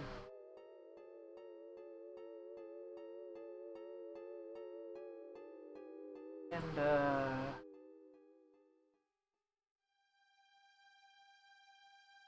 also, this button almost never comes up, but this scrolls the inventory along the bottom to the right. It rarely comes up unless you happen to get a bunch of aliens in like a kill corridor and they all die in the same spot and drop hundreds of doodads and gewgaws and whatchamacallits.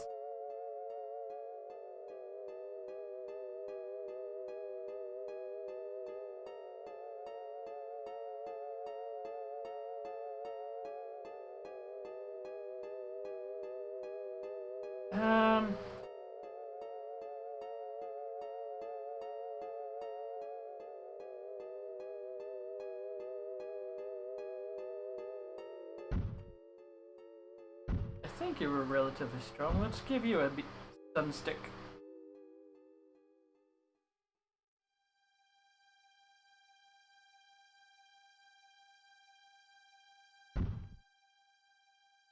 Oh, this music is phenomenal, and granted this is the PlayStation 1 version of the audio, it's still phenomenal.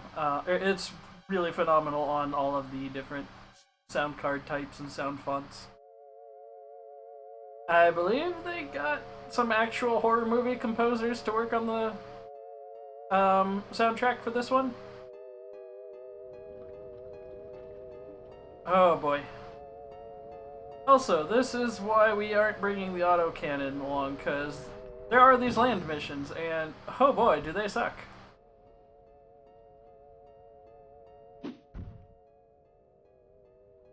Cool. There's a bastard spotted. We're just gonna save scum right about here.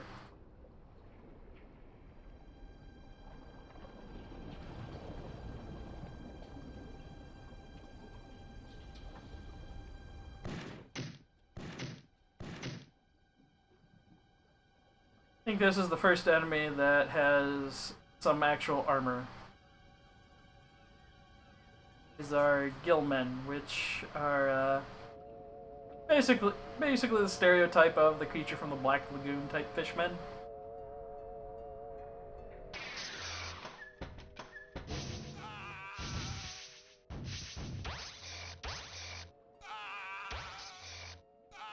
They're gonna kill a lot of civilians.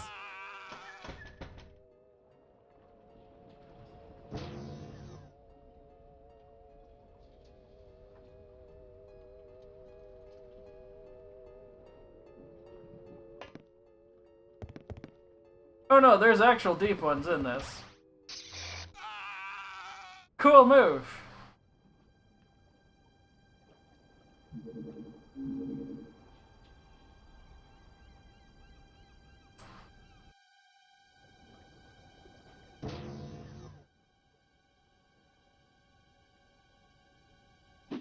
Once more with feeling.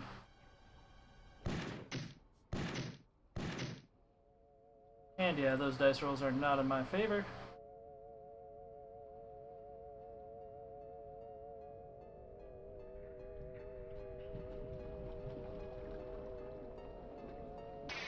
And yeah, terror missions usually have very high casualty amounts, especially in the civilian department.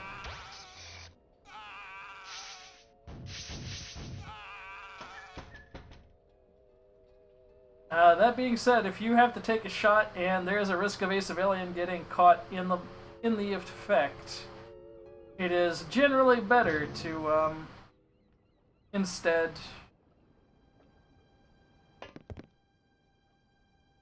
hey, where are you? Huh. If you have to take a shot and there's any civilians in the way, it is better to just duck out of break line of sight so the civilian gets shot instead, because if you shoot the civilian, it costs you like 2 or 3 times as much score. Wow, Adelina, you didn't hit anything.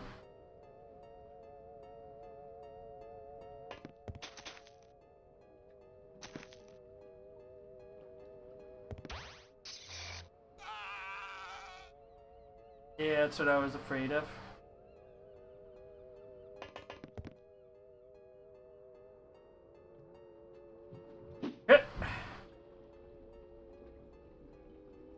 Get in there, Peter.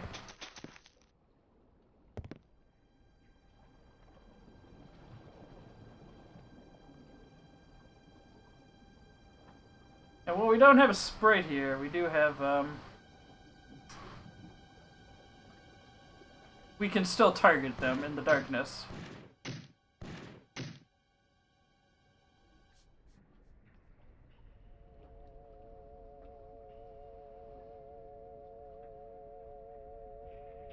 So far, this is a pretty miserable mission. I might have to load from the map.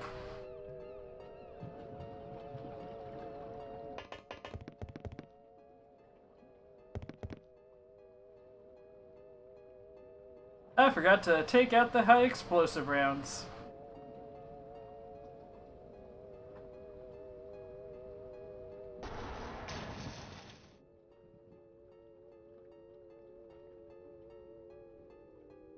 Thanks, Eric.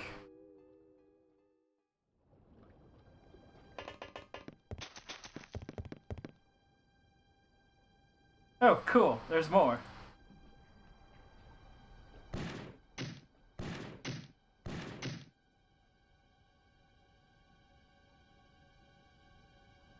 Whatever.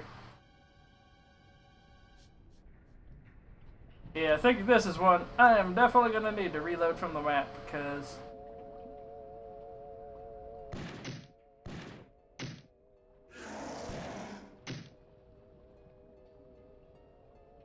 oof, that That was a bit of a divot.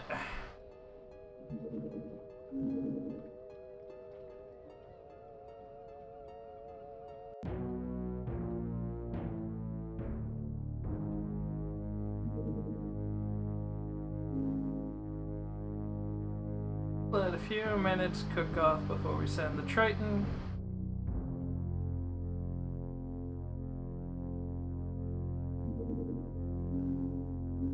Actually, we're pretty sure we have the Triton. Yeah, we have the Triton loaded up. Alright. So yeah, this game is a lot harder than UFO Defense is.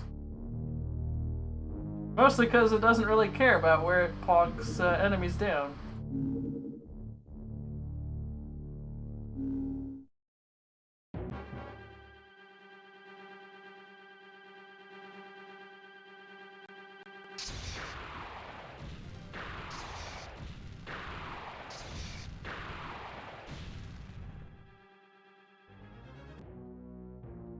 I did quite a number on my interceptor there.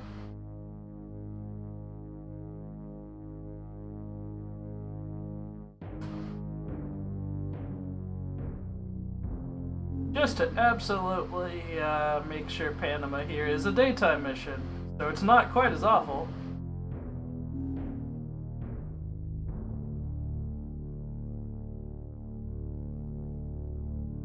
Alright, I think that'll do it. The Triton has a lot more fuel than the interceptors do. And yeah, it is better PR. Sorry for not responding earlier, but it is better PR to say the aliens killed the civilians than we accidentally shot a civilian in the face. 3 times.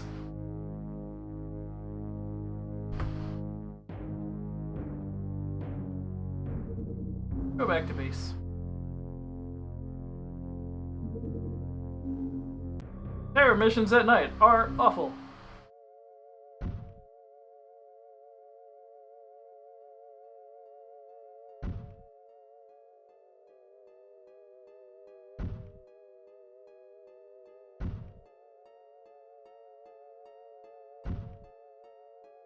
Oh, right. Something else I was gonna change.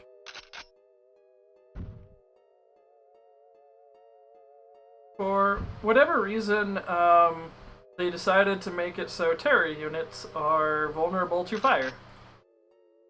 Certain ones, anyway. Most of the enemies are not particularly weak to being set on fire.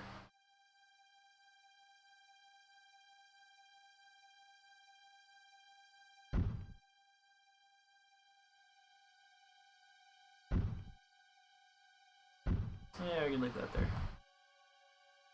Handedness doesn't really matter. We haven't really used the shoulder or leg slots. They take a few more time units than the belt slots. But they take less than the backpack slot or the opposite hand slot to interact with if you're, say, you have, like, this ammo to load it into the gun from the belt takes up a lot of time units. If you have the ammo in your hand, it takes like 2 time units. If it's on the shoulders, it takes like 2 more time units than the belt, but like 4 less than the backpack. We do not need chemical flares for this mission, fortunately.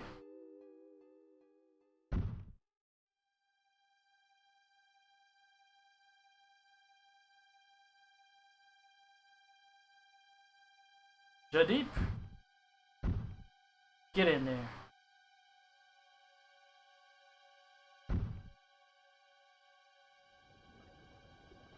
Also, it randomizes the map every time we load in like this. Ah, good. We can actually see what this dock looks like.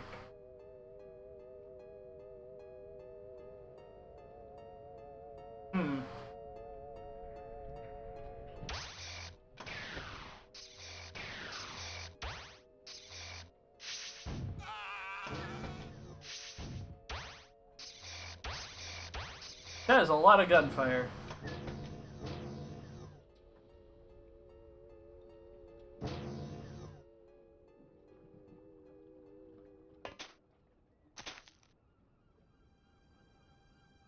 Huh.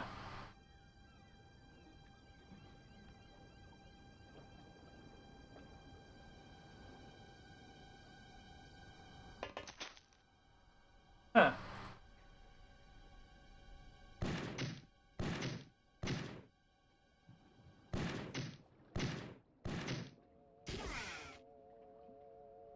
Well, these enemies typically take about 2 shots from the starting Babby rifles.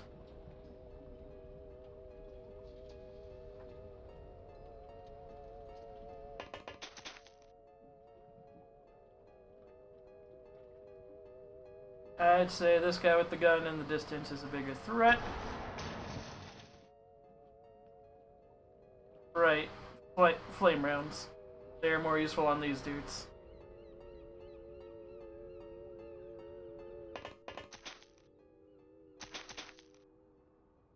Well, maybe Eric can make good use of those.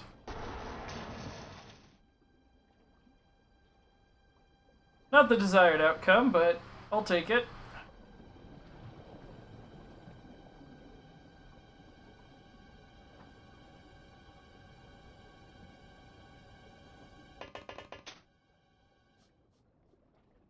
Okay, you're just eating.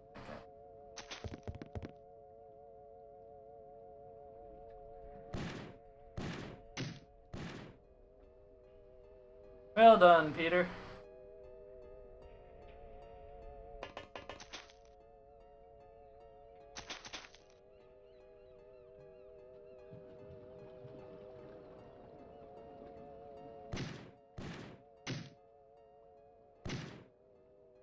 Oh, that got him.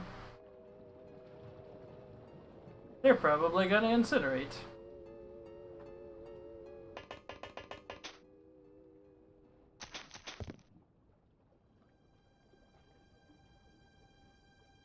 And let's take out this. I believe these guys are the deep ones. And most like the actual Lovecraft style deep ones.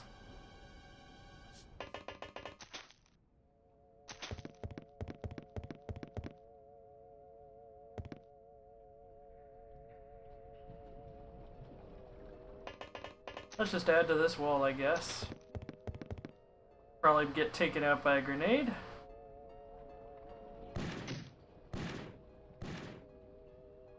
Cool.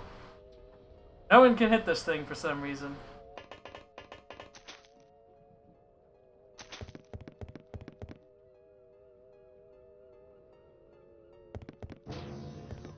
Oh, hi.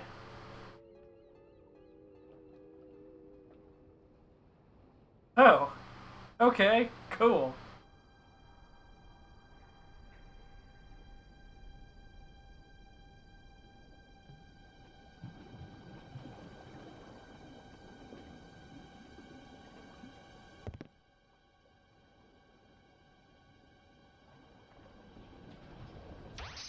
This turn's gonna end badly.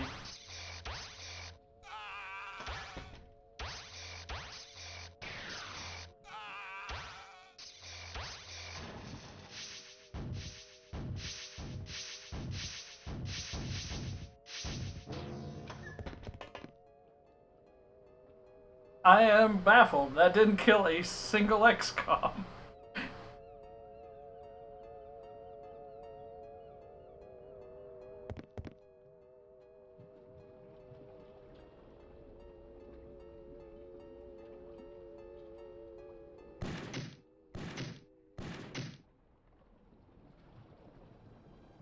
And bang. Snapshot missed.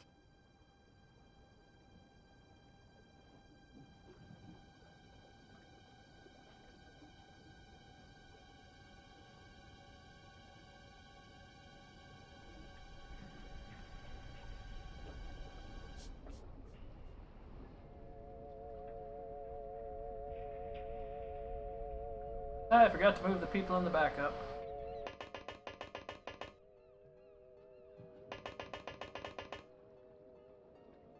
Let's scooch them up now.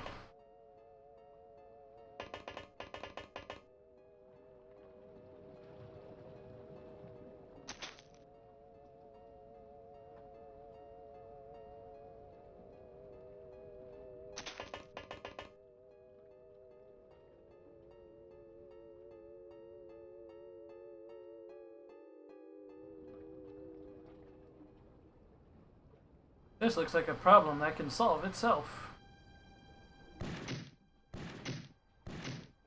And it didn't. If it hits any of those barrels, they violently explode.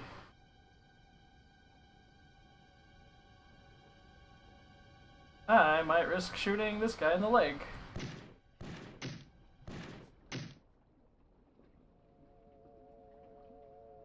Nope.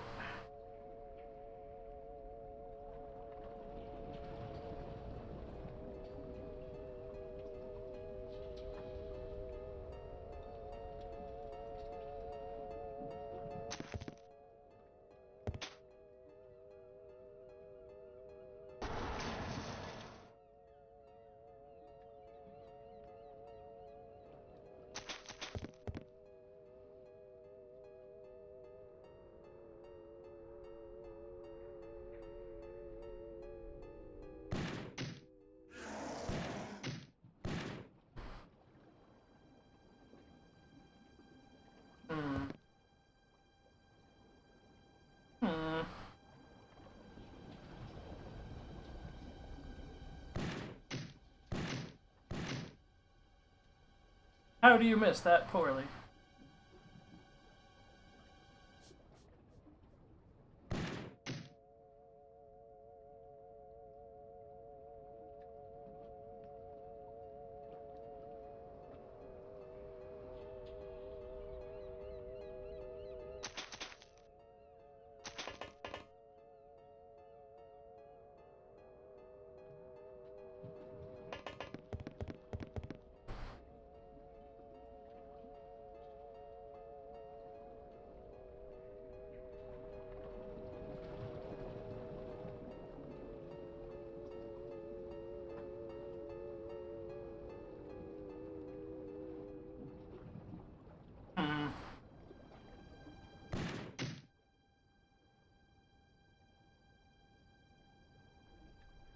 Oh boy.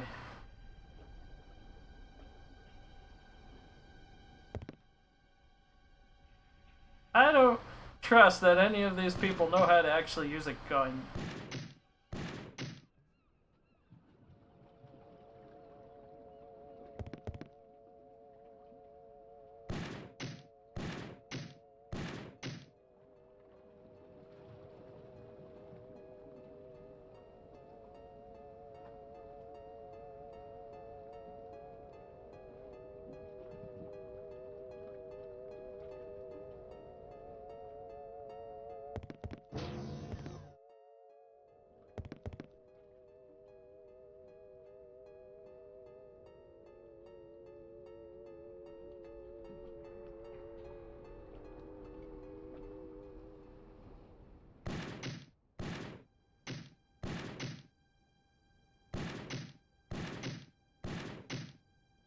Well, at least we got one hit.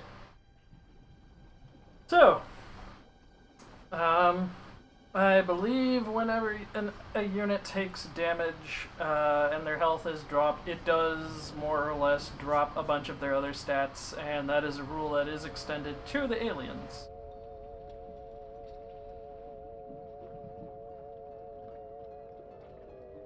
At least I think so. I could be wrong.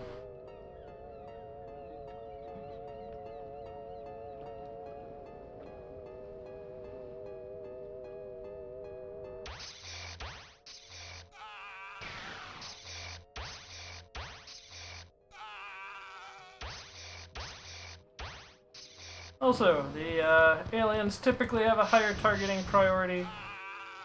No, not Piloloha.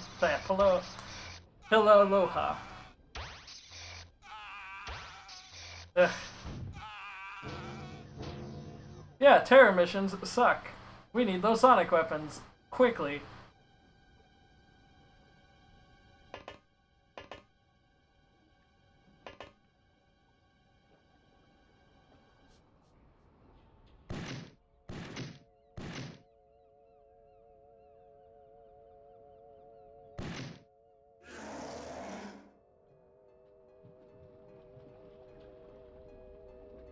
Oh cool, Seth is out of ammo.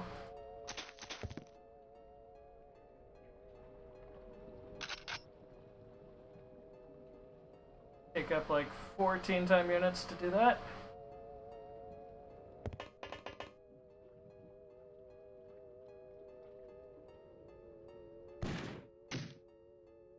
Got him.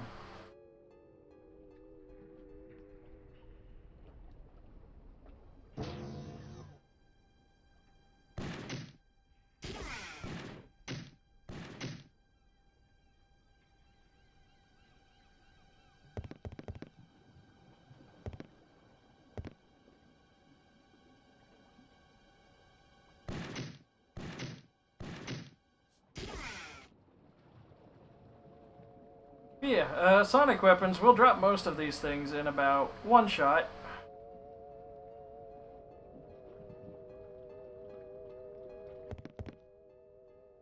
I am mostly fortunate that they target civilians at a higher priority than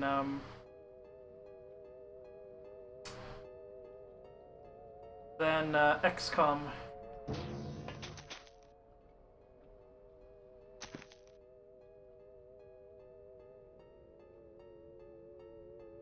Gonna try and move here.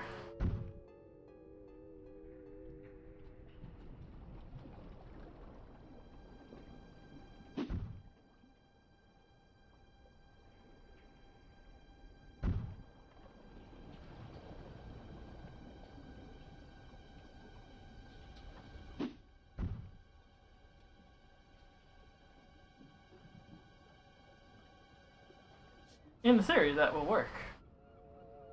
In practice, I know better.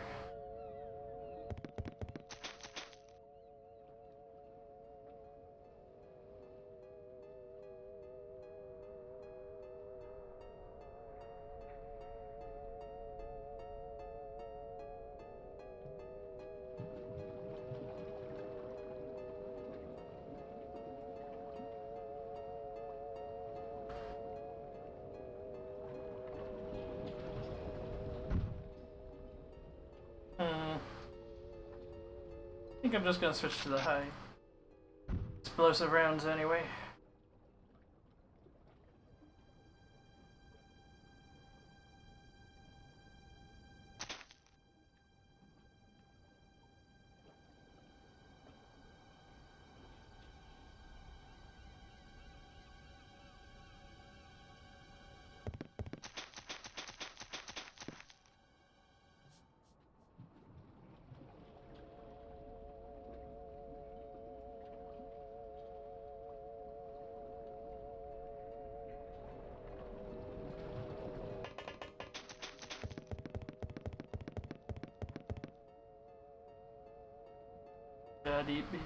Quite a speedy lad. Got to bore. Put you over here, I suppose.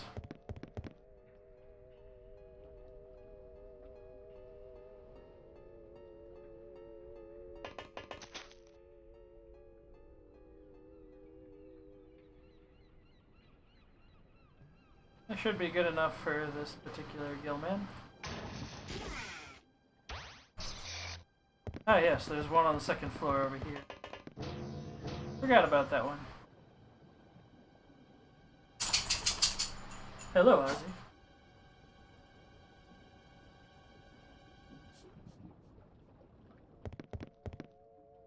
At least I think they're on. Yeah, we'll go out shortly. Not just yet, pup.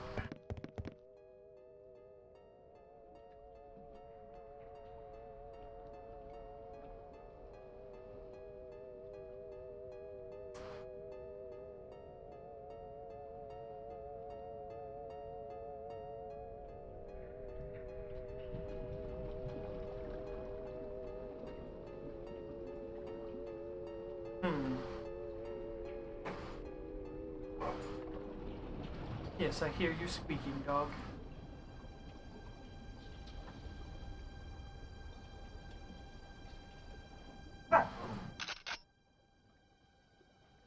Right, it does take a little bit longer to pick stuff up off the ground and load it.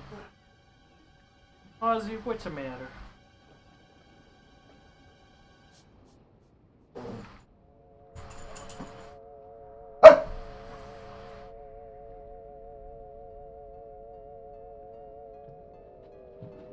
be patient, dog.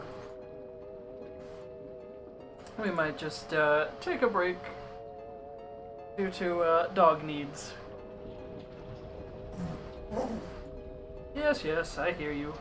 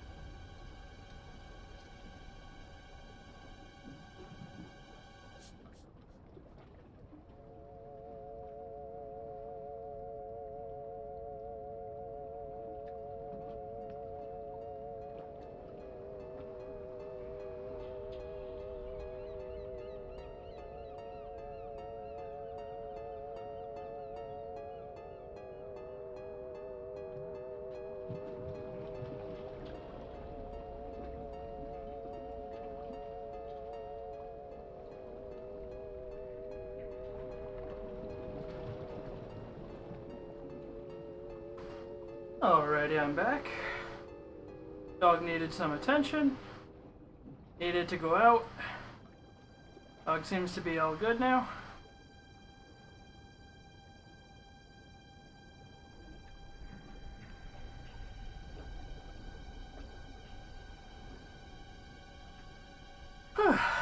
Catching my breath.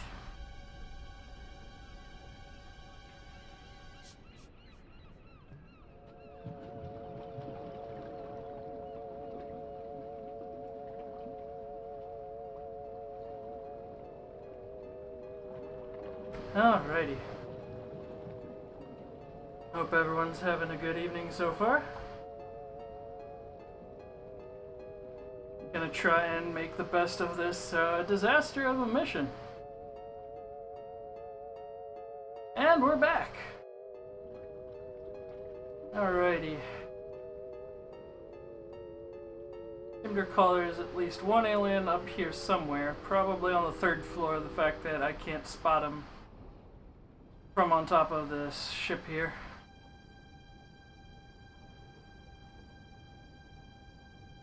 So, Marcella, that's not what I wanted you to do, but that's okay. Get in there.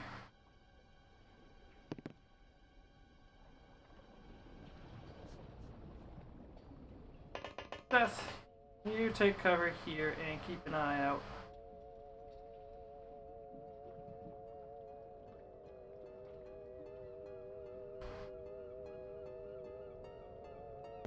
Keep to the second.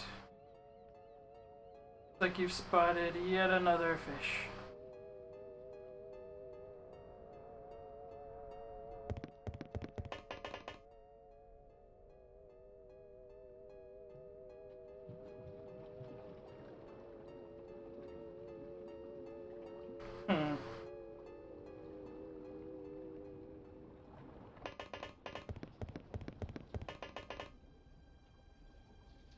Not quite what I wanted you to do there, Jadeep, but okay.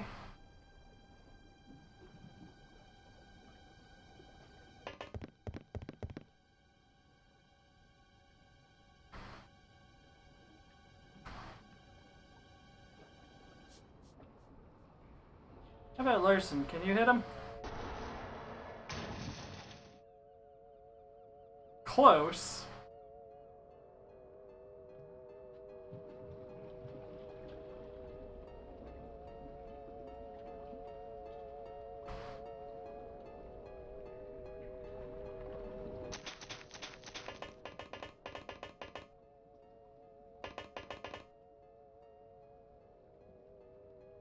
So the deep ones, these kind of tan and pink units, tannish green pink units, they spit acid. They don't have much. Damn it! They don't have much offense otherwise. Their acid spit does a lot of armor damage, I seem to recall, but it's also very short range. And for whatever reason, it has the audio of, like, artillery cannons firing.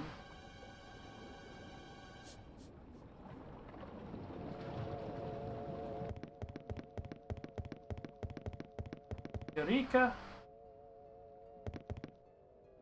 You check on that building.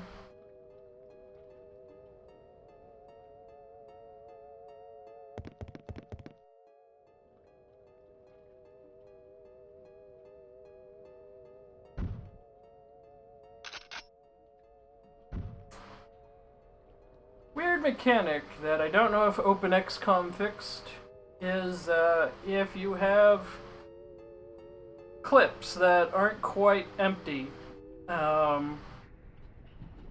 just left around, they don't get depleted at the end of a mission. Whereas if they are loaded into a gun, if they're even slightly depleted, they disappear at the end of the mission, even if it's just a single shot that's missing.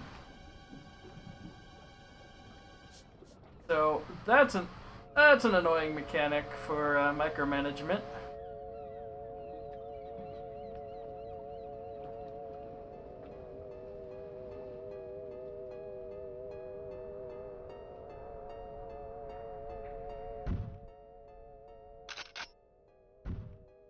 So we're just gonna quickly reload for Alexandru here.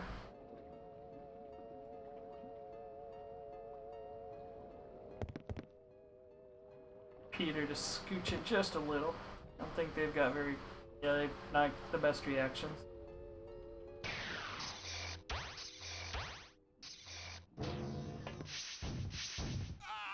Yeah, I kind of saw that coming for Peter.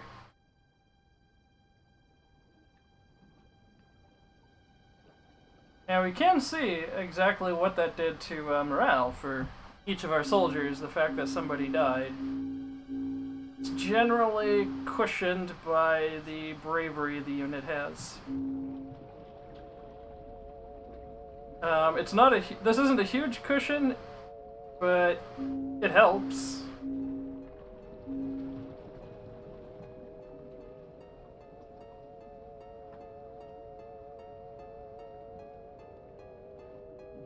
Okay, so I think we're down to just 3 enemies now. I think.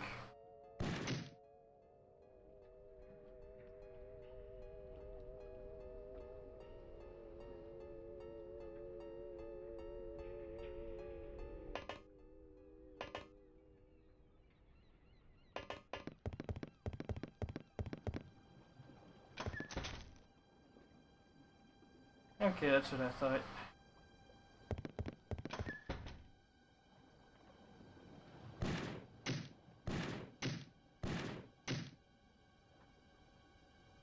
Enough for a snapshot.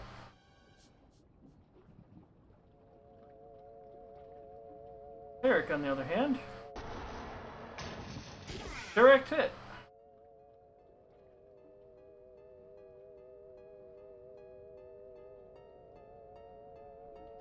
Yeah, the government ammo handling regulations, yeah, they've got pretty bad expiration dates.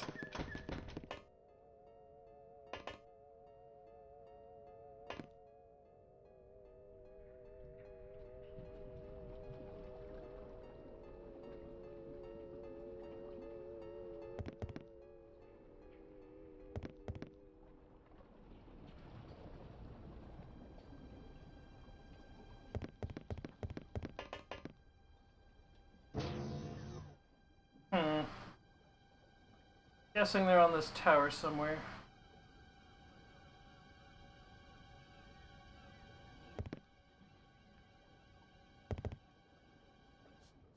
So we've got basically this area and this area seemingly clear. I don't think there's anyone left over here, judging from the fact this guy hasn't been getting shot at. Presuming that whoever's left is over here, and judging from the fact they've been having a hard time killing this person, I think they're hurt. And that's just... Well, it's not baseless, it's off of a lot of presumptions.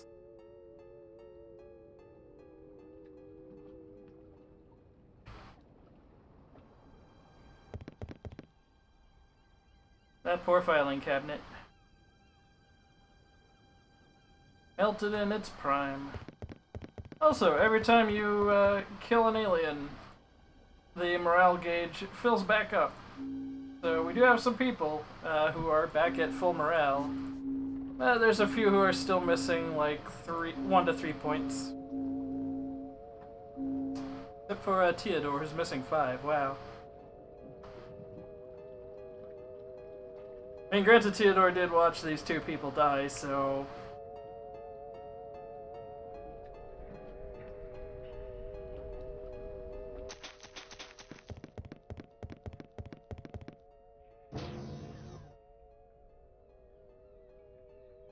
Yeah, these are the deep ones, and I believe in terms of, like, the clock and such, the deep ones replace, I want to say these guys replace chrysalids for terror missions. Chrysalids have been moved to a new role in this, where they still function as... They still count as the terrorist class, but they don't show up on terror missions. They only show up in underwater missions, and Unlike whereas the strategy of the previous chrysalids was fly away and just move up a Z level so where they can't reach you. They can move like in 3 dimensions. They can move up and down. They're awful. I hate them.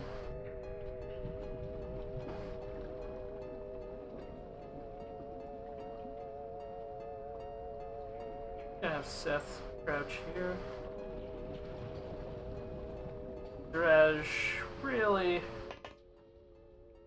put in some legwork for the team, but I forget if they got the kill or if it was, no, yeah, I think they got the kill.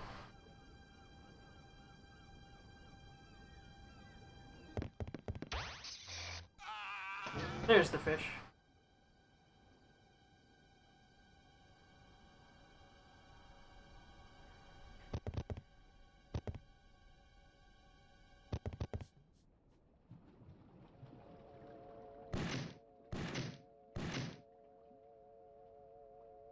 I don't believe you when you say you don't see him, but okay.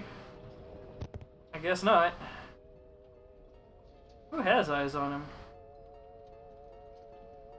Ah, you have him. I didn't even notice you were out of ammo.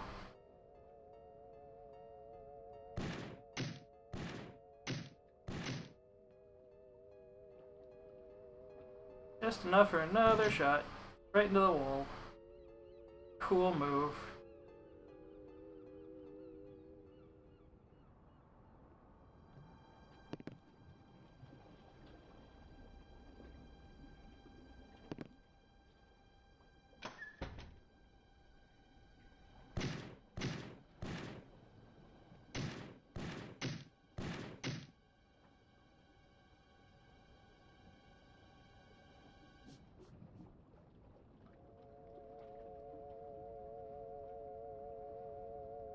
This should cost the least amount of time units and not quite allow a auto shot, but a very bad snapshot.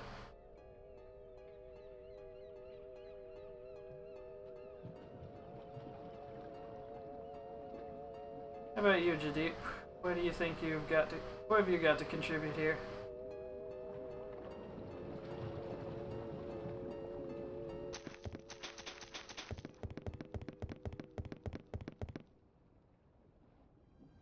Closer. Eric, I'm just gonna have you come over here to the docks.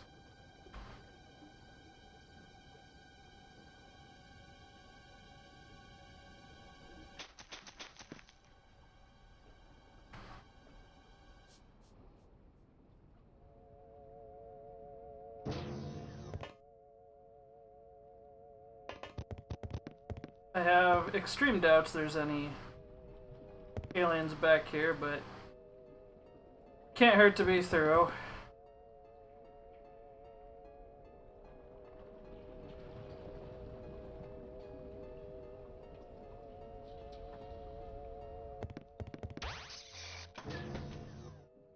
Wow, rude. Missed, but rude.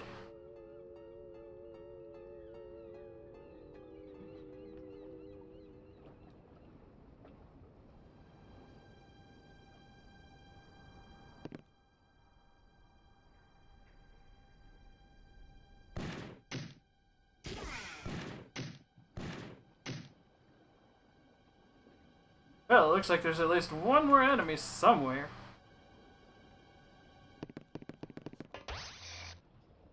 Yeah, I had a feeling it was gonna be up here.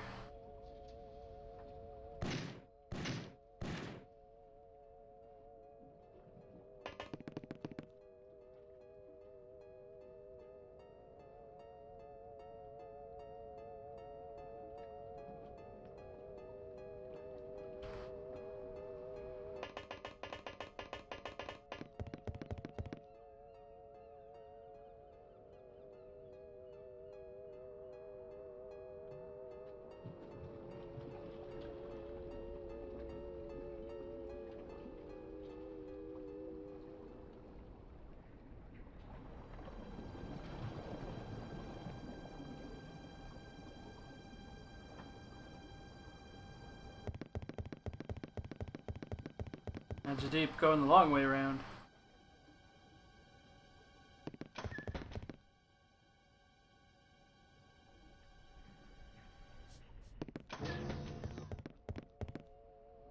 Alright, I have an idea of probably what this alien's strategy is.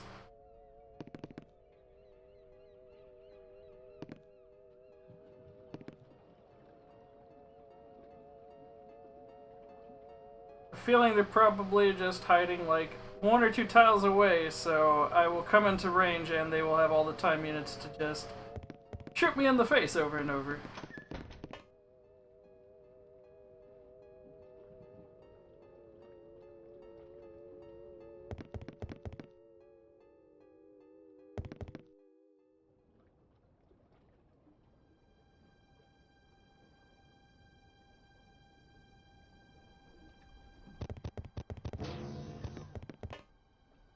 Oh. Maybe not. Apparently they jumped out the window. You can make a tactical hole in the floor. I don't have good enough firearms to do it.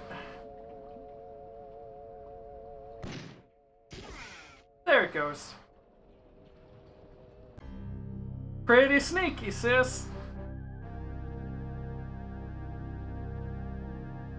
So, typically on the first terror mission, it's not so much about getting the highest possible score so much as getting a positive number.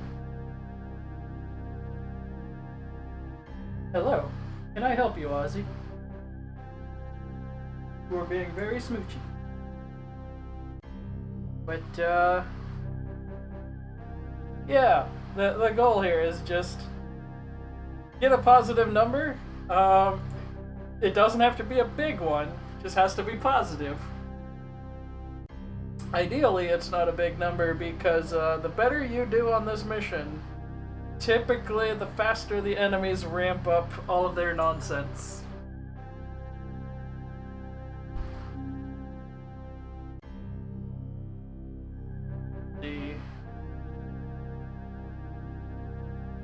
Jadeep got nothing. Eric Larson is now lieutenant.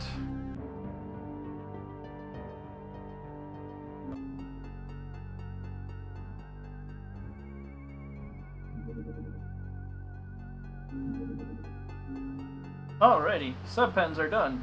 Let's get rid of these. Now we can start building some fancier and schmancier utilities. Gonna get some more living quarters, some more general stores. Maybe another laboratory, I'm not sure. But at the moment, I think we gotta hold off on anything that isn't replacement Aquanauts. And okay, looks like the Triton did get back.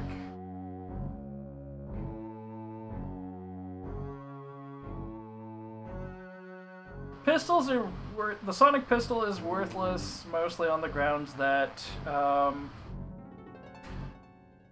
the game just kind of stops throwing these at you for free, whereas by the late game everything is going to be using sonic cannons and cannon power clips.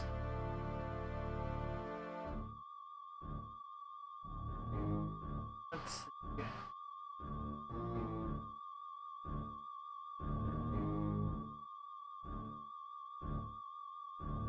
Yeah, we mostly just get corpses out of that. Deep One corpse is something we need to research almost immediately. Okay, and our wide array sonar is done. So now we have the big circle.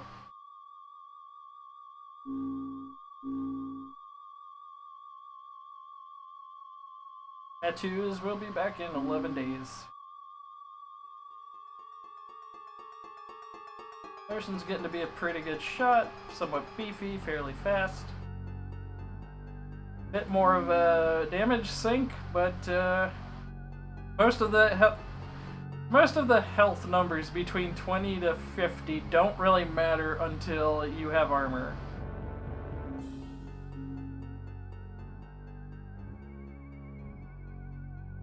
I thought you did beat Terror from the Deep.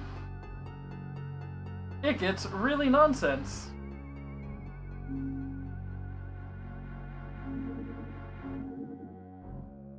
Make a save of games are going. Yeah, basically for UFO, using the UFO defense equivalents, just go in with rifles and cannons. That's about the best you can hope for. I also noticed this is a weird tiling this background behind the geoscape has. Very late 80s, early 90s cosmic level comics looking. Aha! Now we have the good grenades.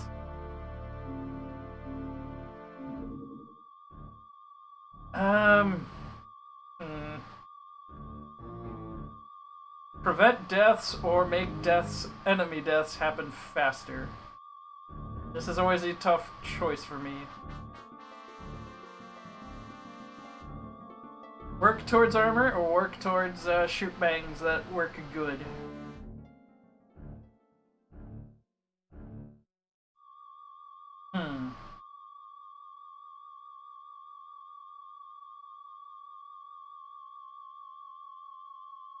Oh yeah, this, one other difference is from UFO Defense, this one really incentivized researching corpses. Because in the previous game, it really didn't add anything except lore to what the aliens are and how they function. Which you can kind of see what happens when you face them in the field.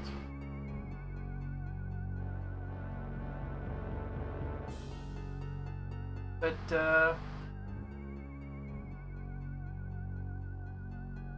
yeah, let's cut up a deep one.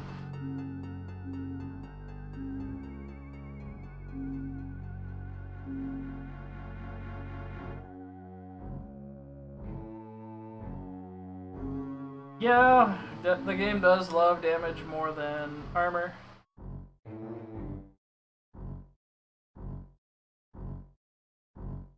I'm gonna hang on to these Magna Blast grenades for now and throw in all these sonic pulsers.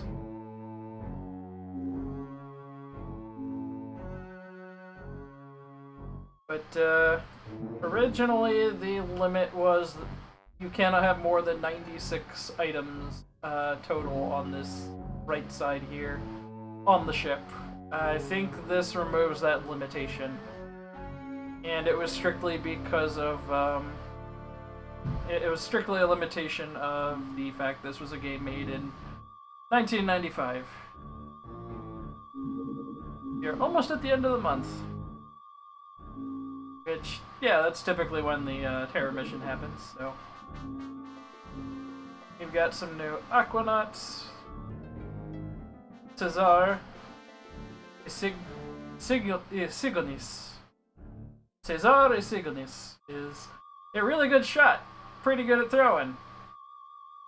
Fairly fast. Not very brave. Not a lot of health.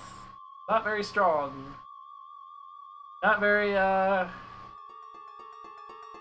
bit slow to respond to, stimulus. Kividar Gal.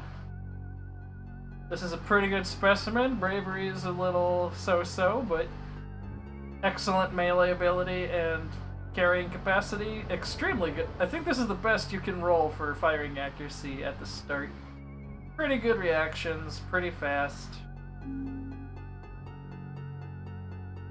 Ion is a terrible shot, terrible at melee, really strong, really good at throwing.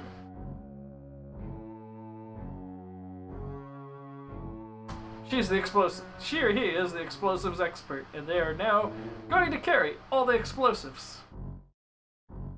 They're also really twitchy. They respond very quickly to any movement. Bernardo. Terrible shot. Really strong. Not much else going on here. Kinda accurate melee, I guess. I guess I'll throw Luz into melee.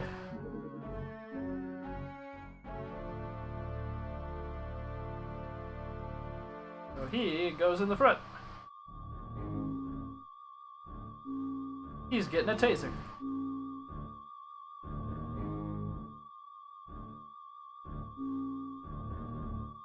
I'm gonna buy something.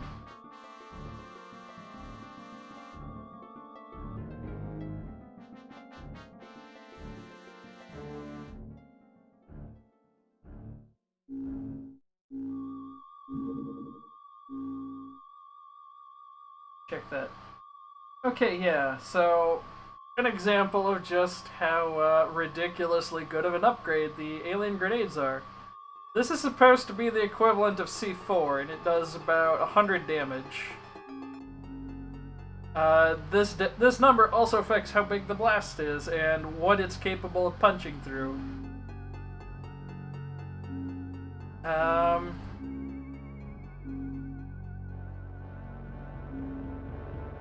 This does 120, and this can be thrown like any other grenade, whereas the C4 can only be thrown like 2 or 3 tiles away.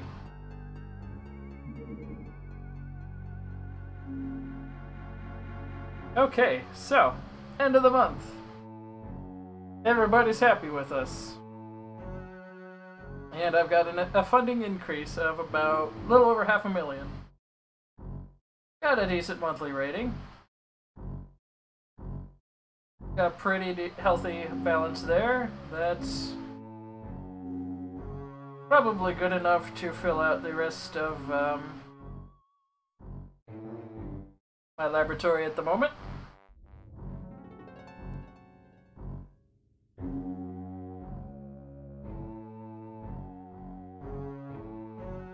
Might wanna build another laboratory.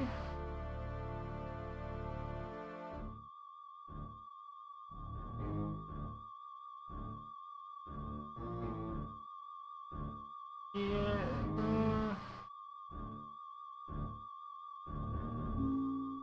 I think I'll save it for a new base, which I think I might start one.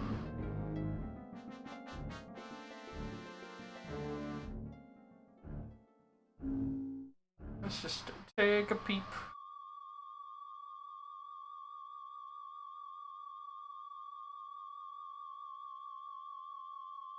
Well, if we have a research base, we should probably just nestle it somewhere. Doesn't really need to do much in the way of detecting.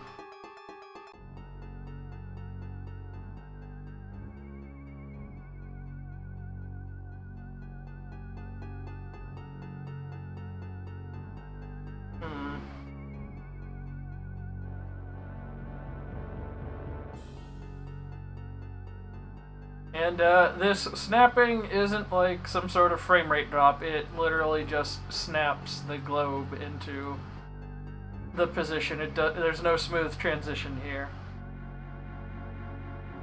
But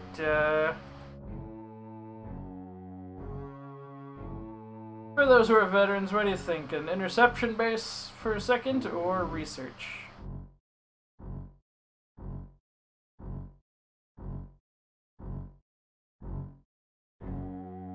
Oh, wait a moment.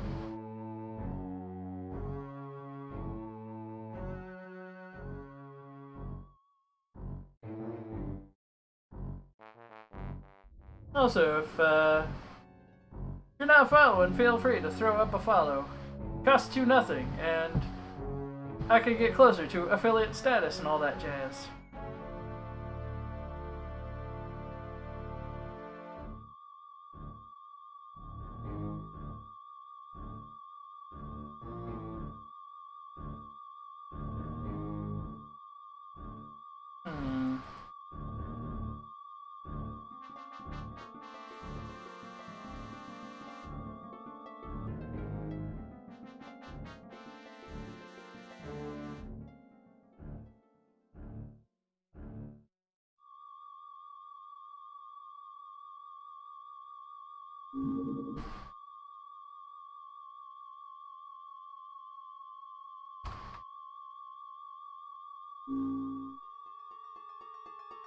Gonna go with a more classic design.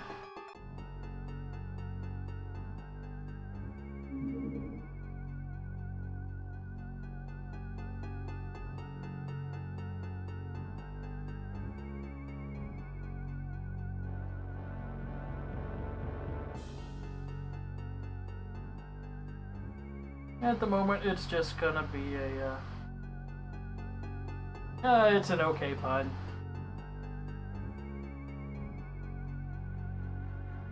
At the moment, this is just gonna be a storage shed. In terms of very short term, what's being built. Gonna have like a row of general stores, then some living quarters, then probably start putting in some labs and maybe some workshops.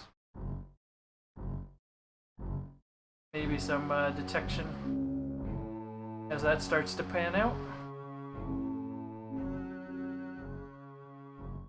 We've got a second base going up. It has no detection capabilities, so it doesn't have a ring around it. There is entirely a chance that the aliens can locate this base being right there and immediately just destroy it.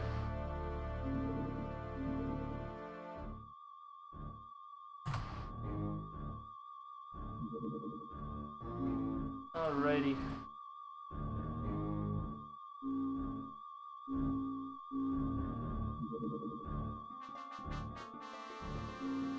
Okay, general store's done. How many other facilities we need short term?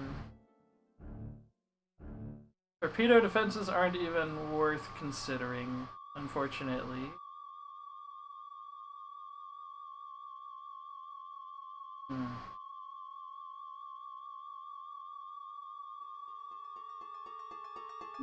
I think we're okay for facilities for now.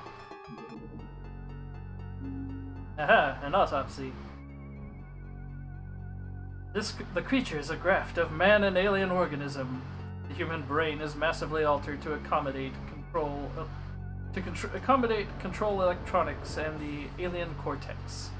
All vestiges of the human body seem lost, save one, the eyes. Surgical graft appears to allow the alien fetus to consume the human host as it grows. The tough skin of the creature appears to be a non-organic metallic mesh. Extremely strong and flexible.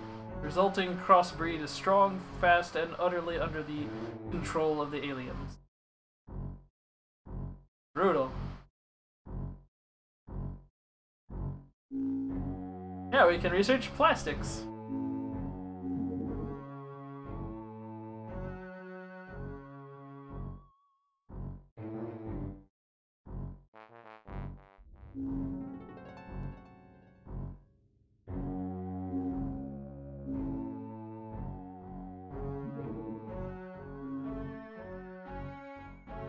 And we've got more living quarters.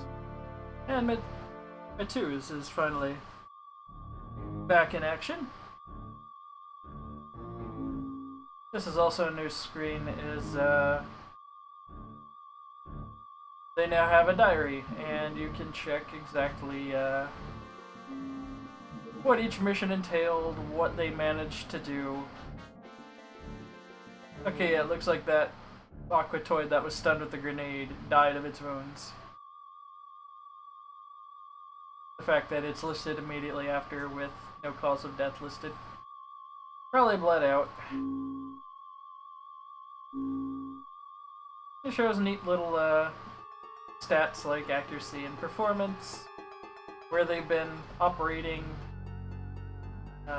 what kind of UFOs they've been dealing with.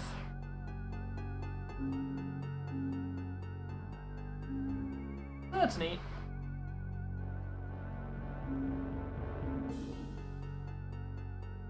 Aha!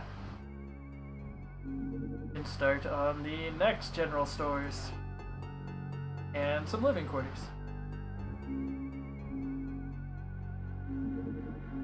They should be done before February is out.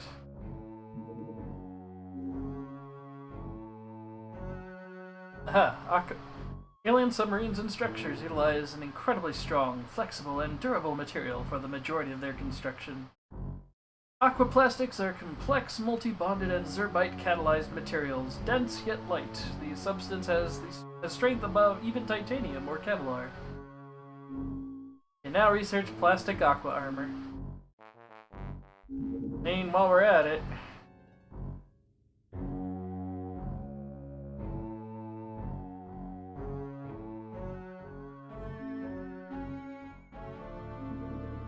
I think maybe, yeah, we'll start on the Sonic Cannon and Cannon Power clip.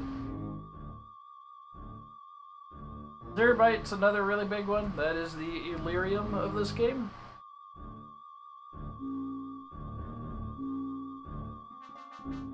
Yeah, what the Aquaplastics cost to make? Okay, just money.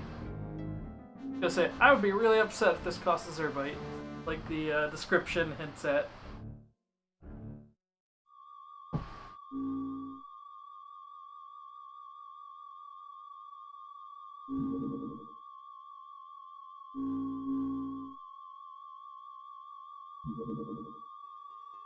That didn't take long at all. Now we get to look like B-movie characters.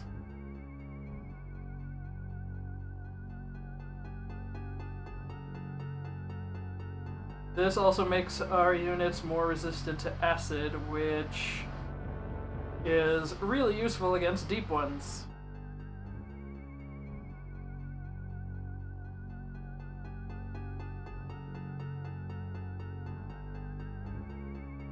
Makes them more resistant to melee.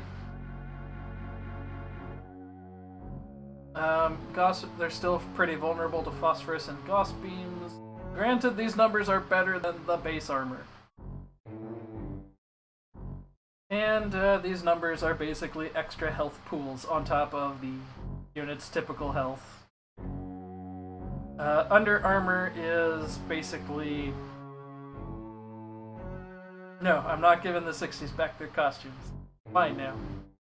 We need them to not die instantly.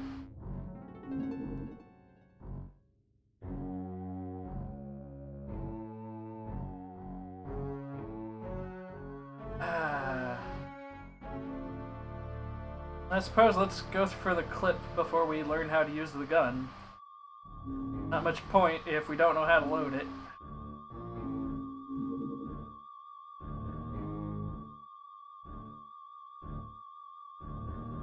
Oh, we had more than that.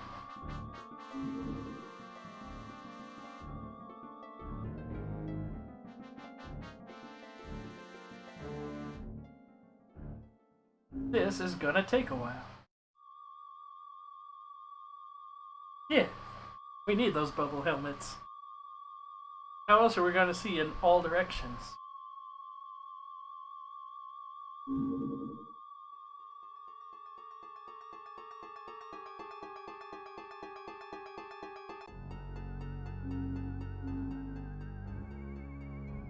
Maybe I should buy some technicians. Just a thought.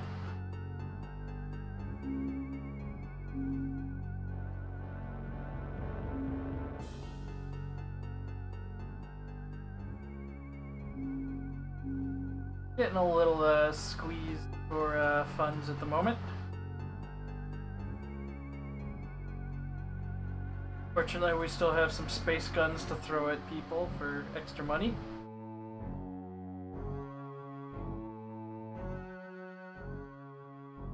Okay, that's what I was misreading. We have a lot of Zerbite, not a lot of plastics.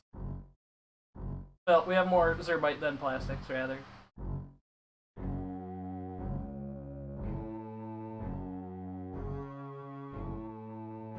Sell some corpses to help pad out our funds a little.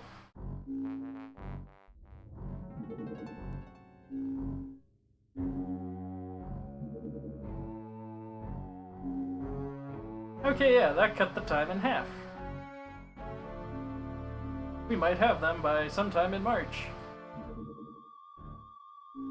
Oh, right. They just throw a terror mission at you like every month.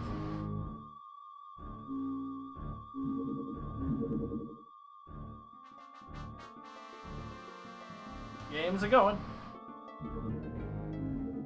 Let's throw a Triton at him. Ah, good. It's a day mission.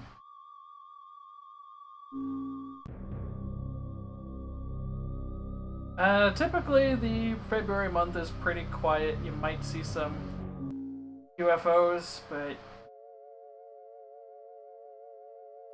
Who is Bernardo Luz, and why does he have the big gun?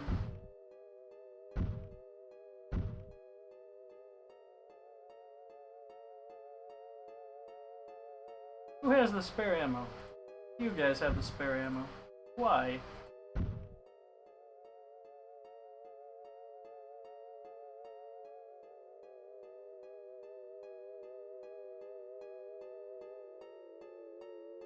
Ah, yes, you were gonna get all the bombs.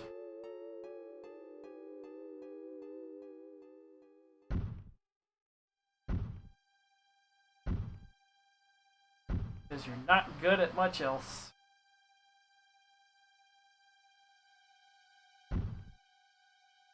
Hey, Bernardo, yeah, you can have this.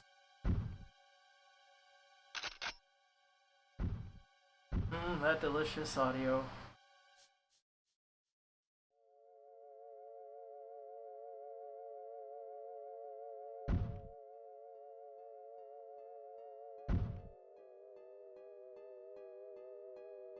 Eric Larson, carry on.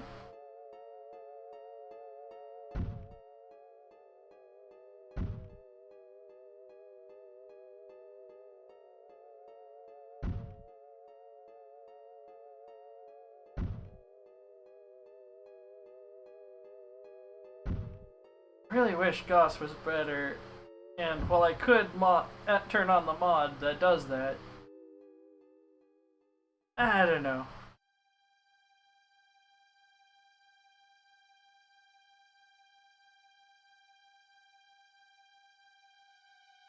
It is a terror mission, so I don't have a whole lot of interest in taking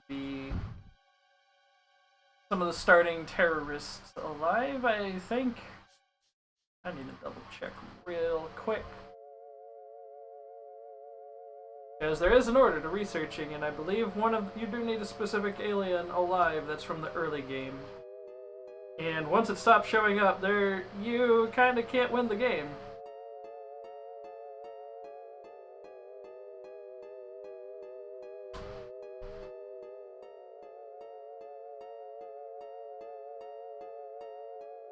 Let's see here.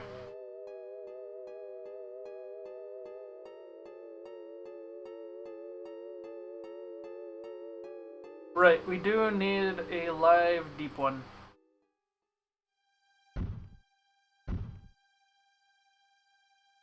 So, Jadeep, get in there.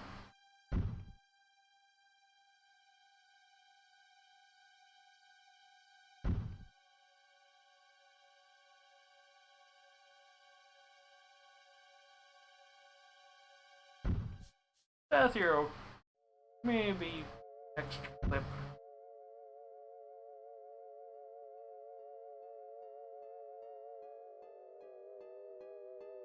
I am referring to it as a clip because that's what the game refers to it as. For all of those the maybe one gun nut anywhere remotely near this video? I don't know.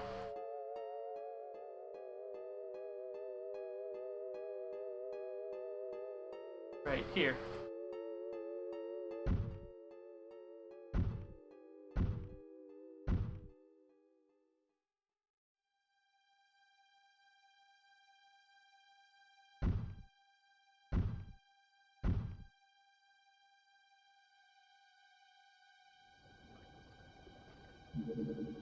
Let's immediately make a save scum file. Here, save. Ah. Cool move. 2 deep ones just immediately off the bat.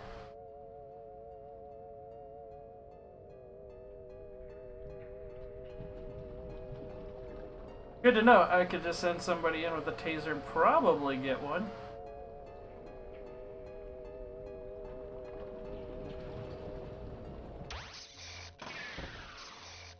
But let's skip our first turn.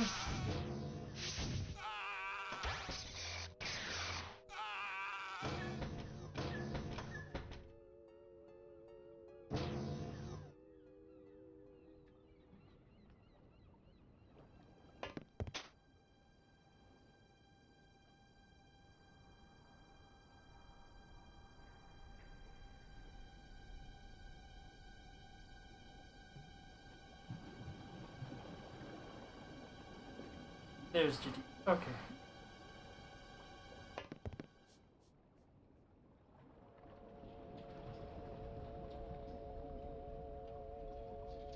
Bernardo, I believe in you. Probably more than I should.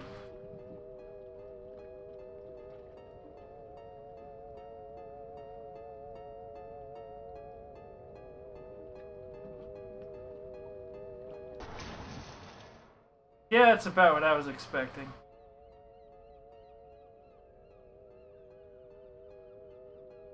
I'm more baffled nobody got hurt from that.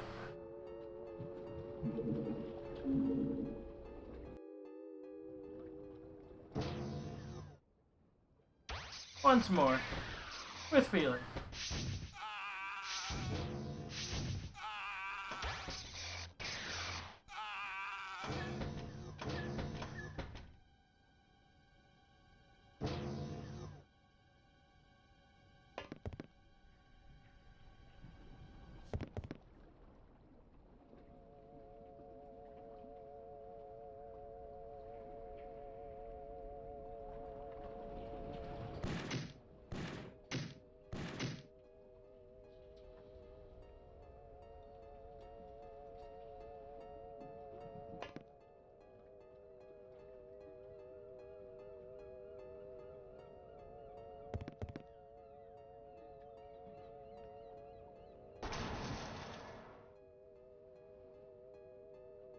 How? How did you mess up that badly that you are now bleeding to death?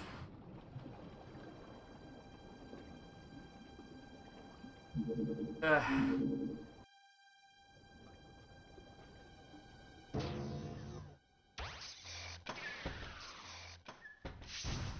Third verse.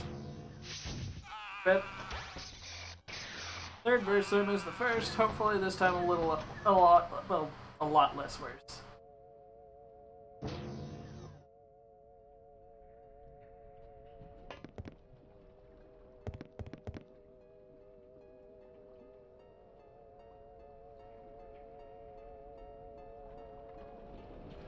Maybe Eric should take the shot. Yeah, basically.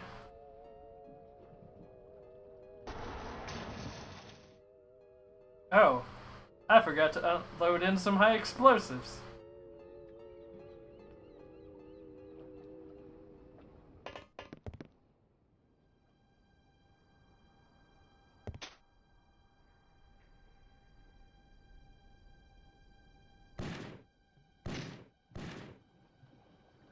Well, shoot.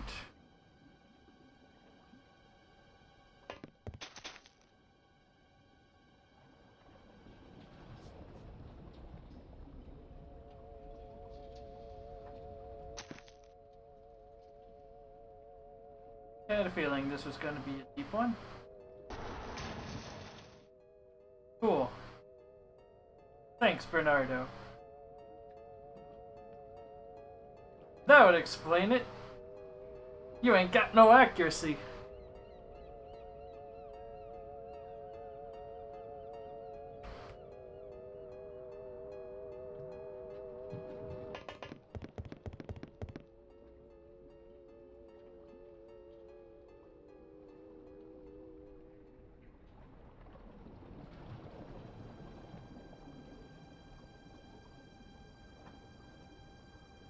Ion, you're gonna wait there for a bit.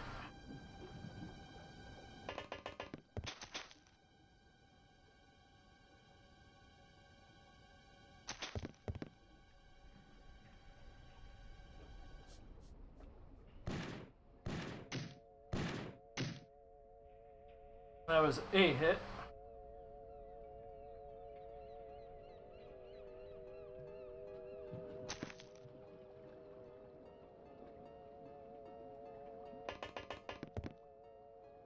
Yes. Get up top. See what you can see.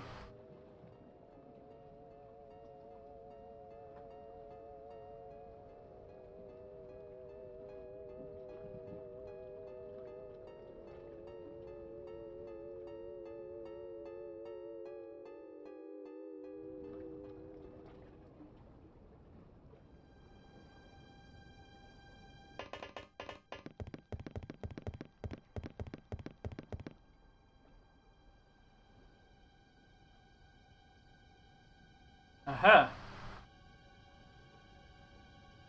Not sure if there's a visual glitch here or something, but it looks to me like this gill man seems unarmed.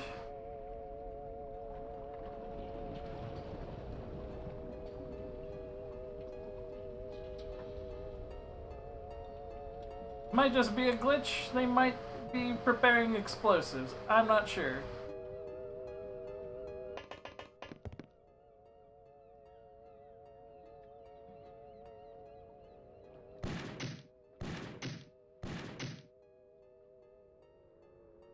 Not quite enough for another shot. Dang.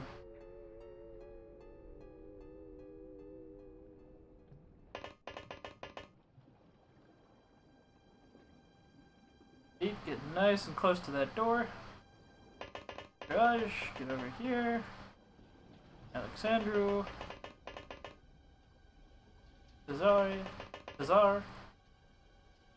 Your proper pronunciation, I'm bad at names. Let's see how disastrous this turn goes.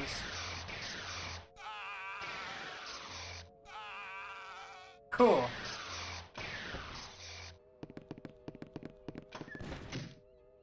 Yeah, no, he's just unarmed. Okay.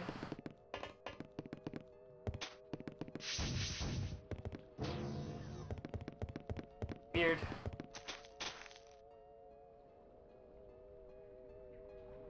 Good to know, not a graphical glitch.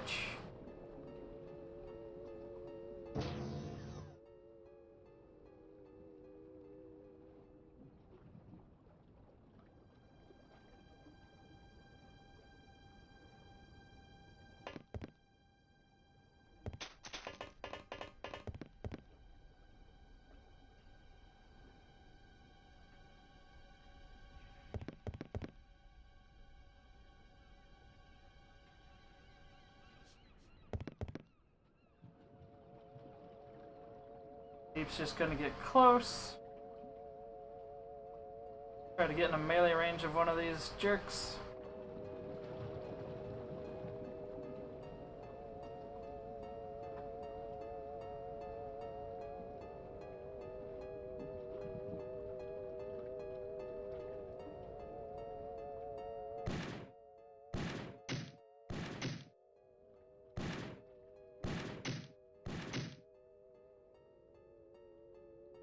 Theodore, please.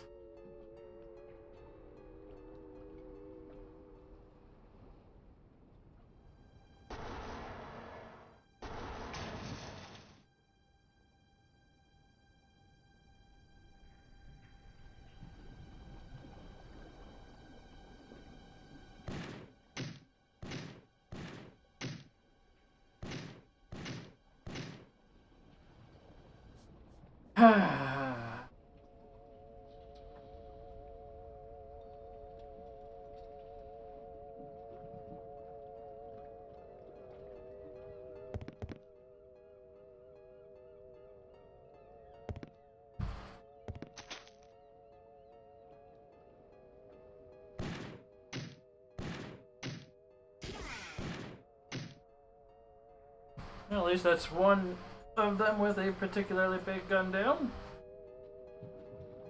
Now to deal with the others.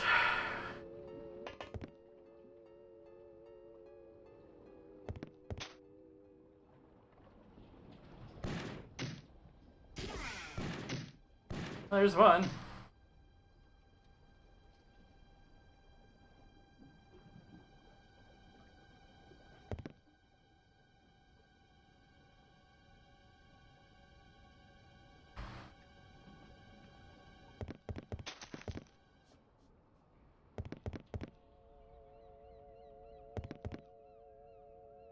No, there's a bastard over here. Keep seeing shots from that direction.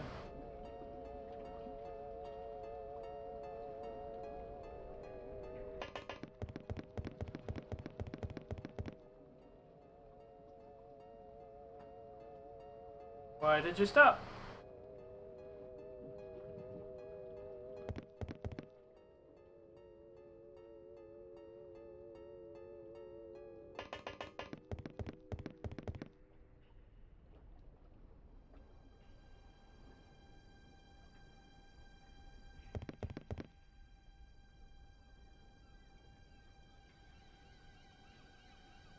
Figures.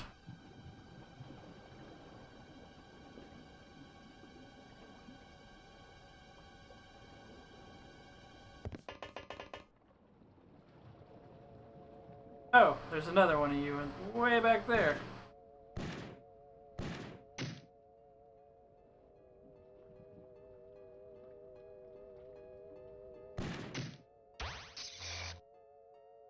Ah, and you've still got time units to shoot back.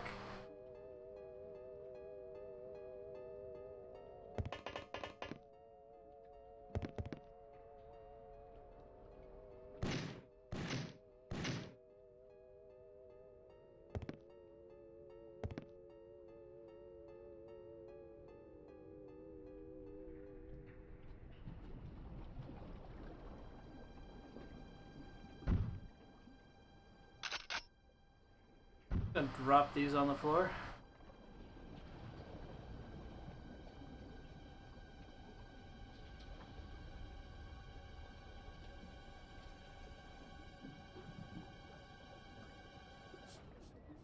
Oh. Well then.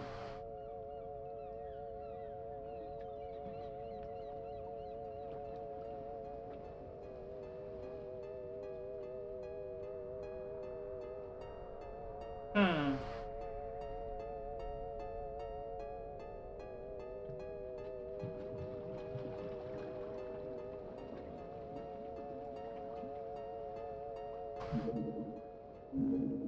Here's the second save scum file for this.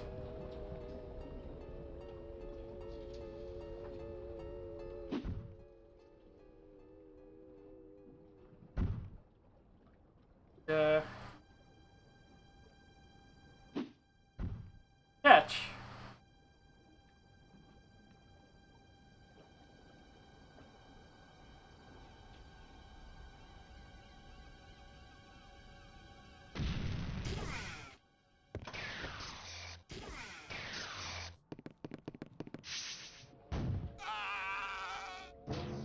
Oh no, not Bernardo.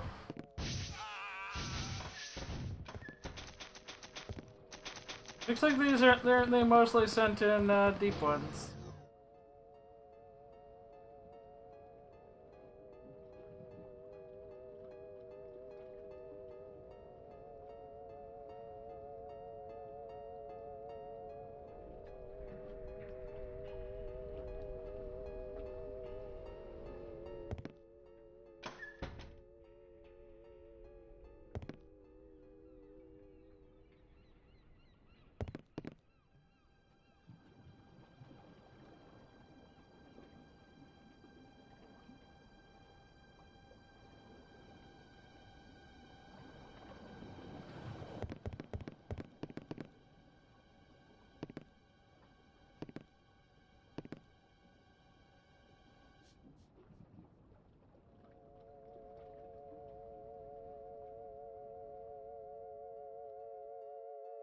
Howdy.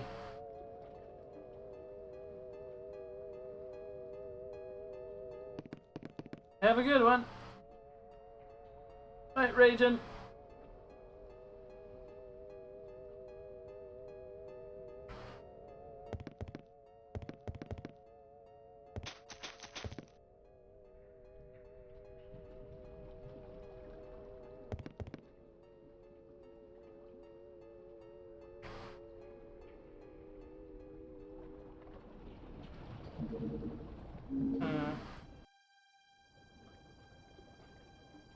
Now let's just load the auto save.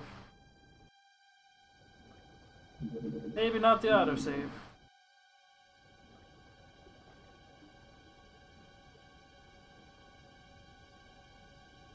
Let's do this little alley-oop again.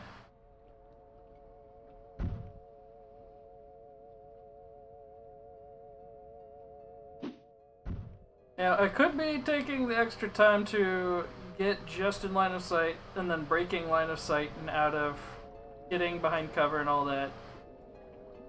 I'm just not at the moment because a lot of these soldiers are still pretty expendable, honestly. It's something I will consider doing a bit later.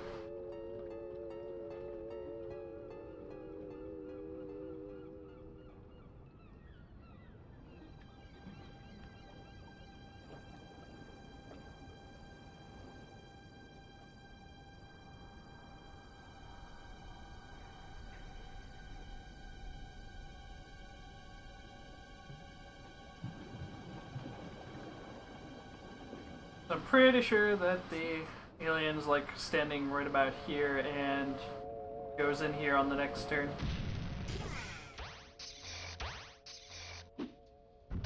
Oh, joy. They threw a grenade. That's gonna wipe me out.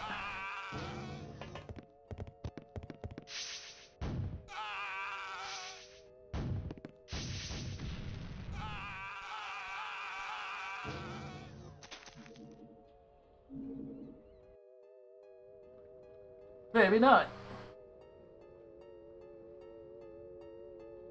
We might have to start this over a bit. To which I apologize.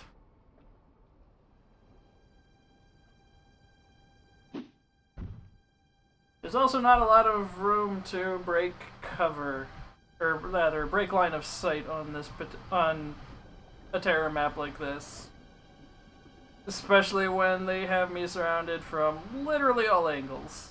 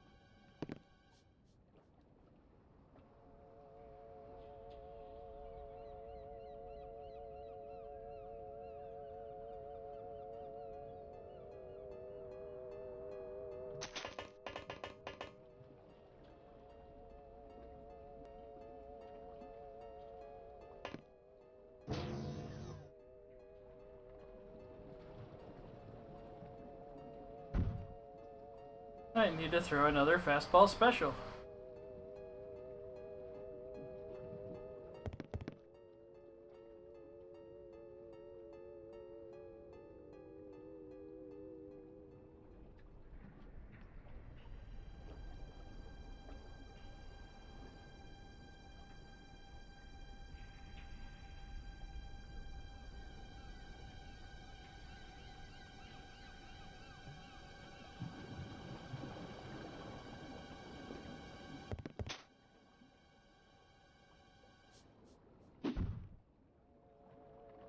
Grab that.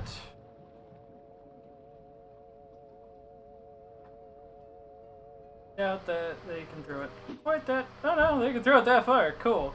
Thanks, Eric. That's 2 more problems solved.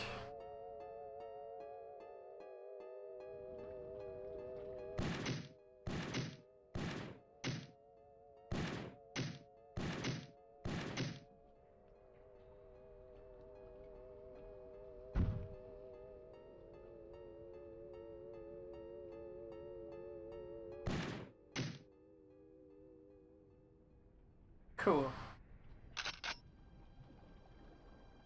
Another one down.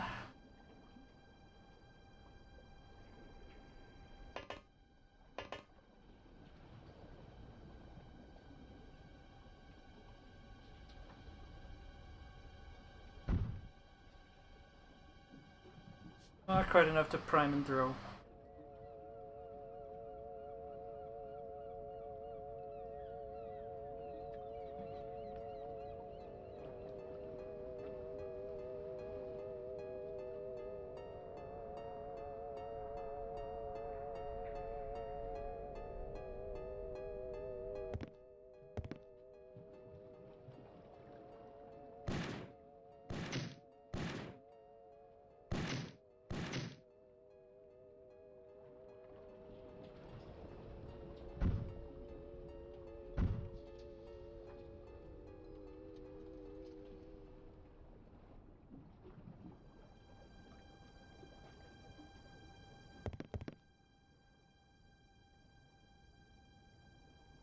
Oh, cool, there's another one.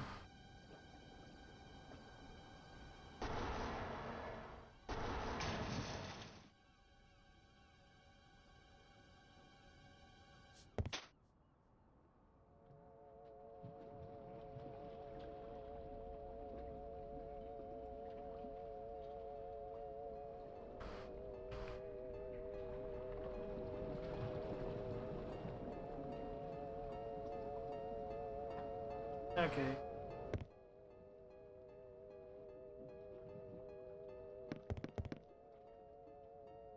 Yes, Alexandra, I am aware. There's a lot of dudes over there.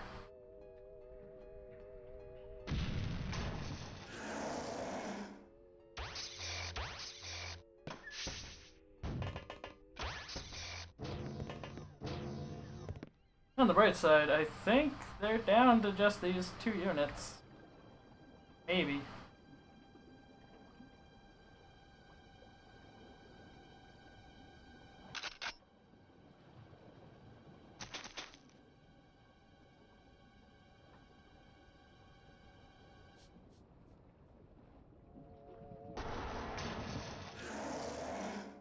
Close enough.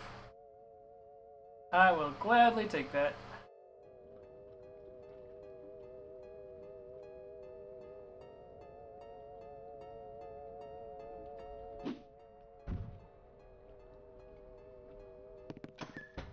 Alright, you guys.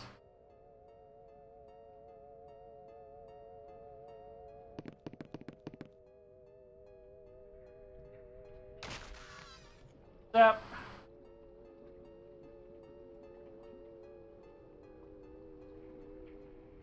Not sure where that other one went to.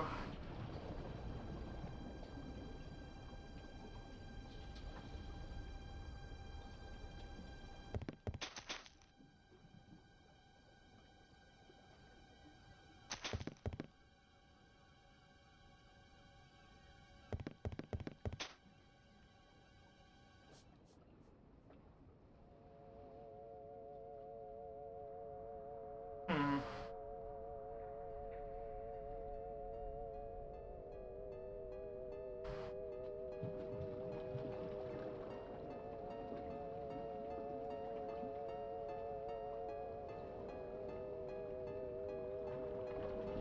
Let's see.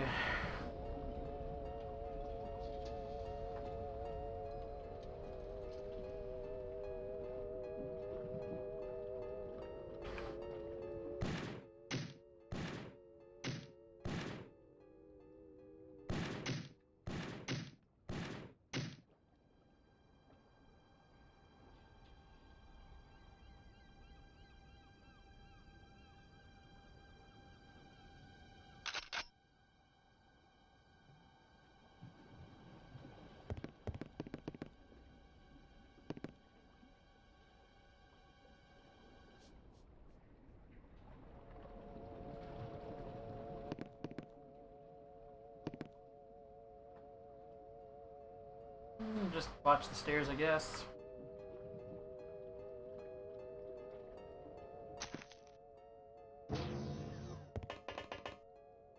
Not what I wanted you to do, but okay.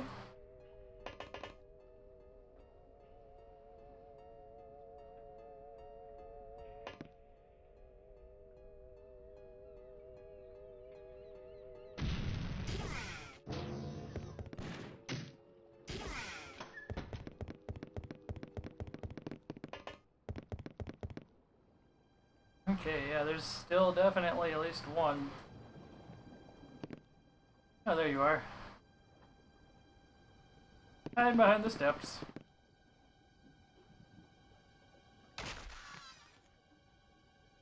Yep, no, there's still more. Somewhere.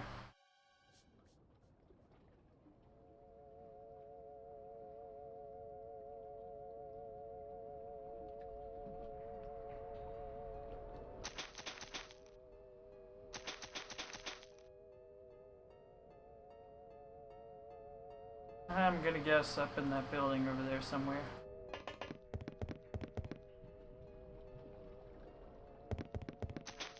Aha!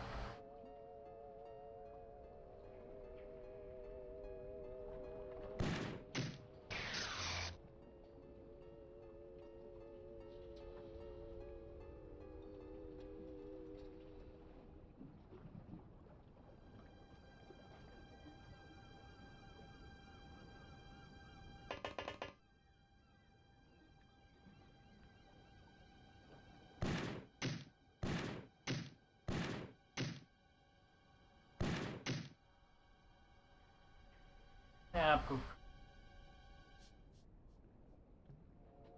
Finally starting to run into some ammo problems. Because, yeah, these harpoon guns have half the ammo that the starting rifles did in UFO Defense. What a sturdy jerk.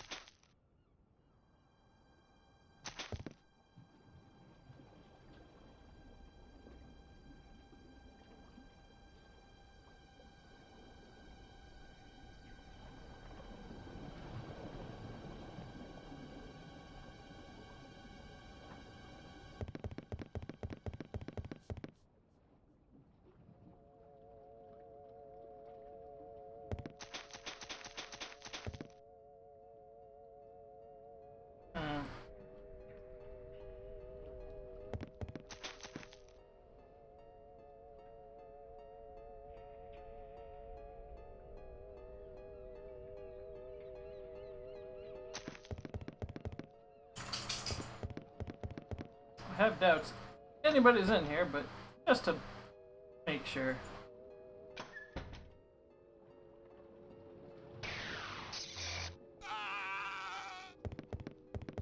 Oh hey, there's more. Ooh. This one has something interesting. That is also a melee weapon.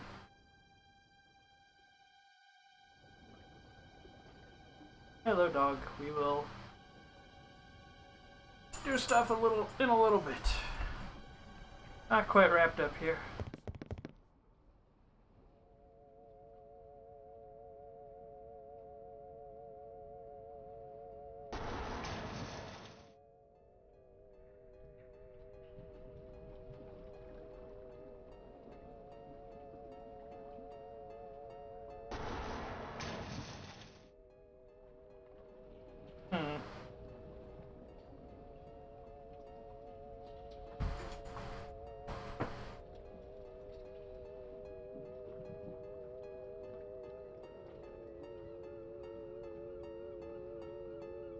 Hello, Ozzy.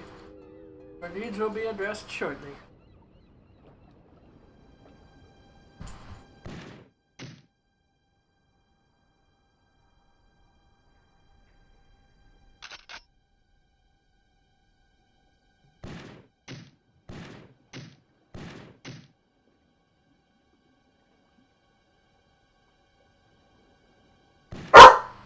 Oh, shush.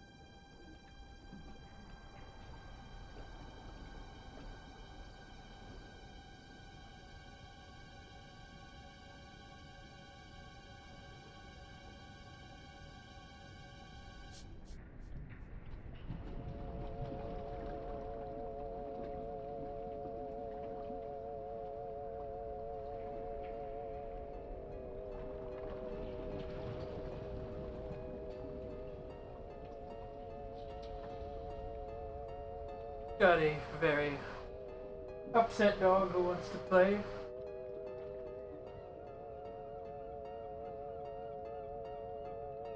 I might lose another soldier before this mission's done. But he seems to have a line of sight.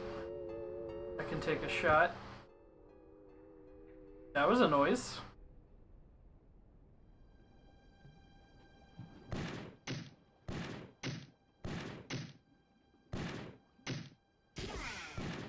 That should do it. Yeah.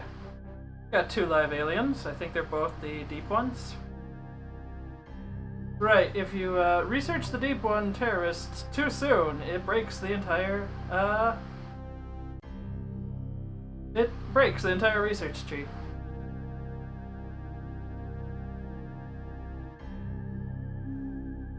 That was moderately more. Yeah, that was a lot more successful than the last, terror mission outing. Only 3 deaths this time.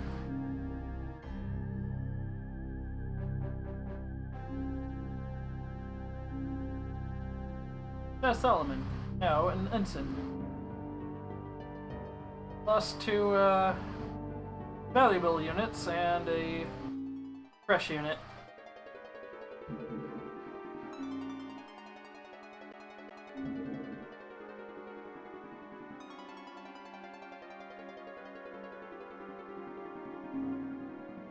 Go back over here. Wish we had more MC readers. That's probably what that unarmed looking one had, was this MC reader and nothing else. We got the heavy thermic lance, which is one of the best melee weapons in the game. I think you can make one that's better than what the aliens have? I think?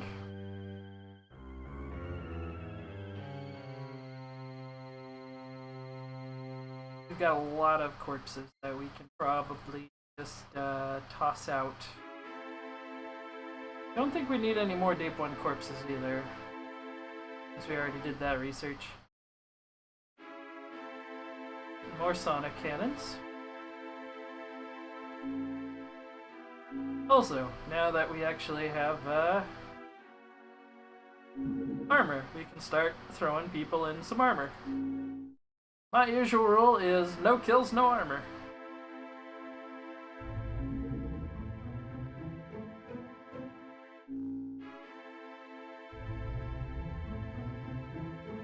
Seth Solomon here, I think, is shaping up pretty good.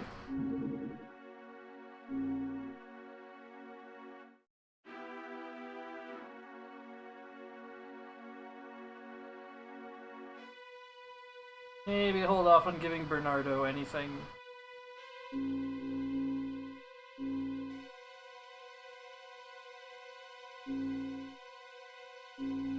But Jadeep totally got in there and got us 2 live aliens. Deep One terrorists. We're doing okay on the cannon power clip. Let's just grab a save. We have a shortage of Aquanauts. Get some replacements, and while there was 3 missing, Ateas can get back in the action. Now that they're out of medbay.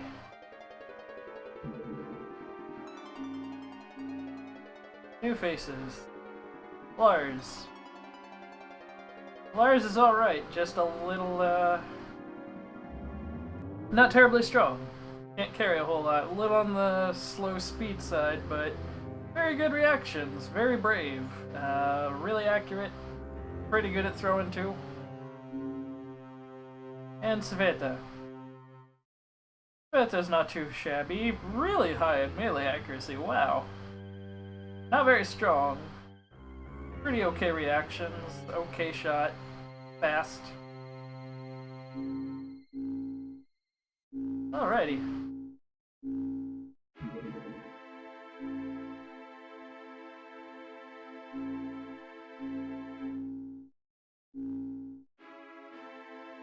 Let's make another quick save, because... Aha! Yeah, the Sonic Cannon is kind of the gold... It's the equivalent of the heavy plasma in UFO defense, and is the gold standard for combat. It does about 130 damage. And even though some of the enemies have resistances, this number is big enough that it doesn't really... Their resistances don't matter that much. It just means it's going to drop them in 2 shots instead of 1. Whereas compared to the Harpoon, which is like a third of that, I think. Let's check.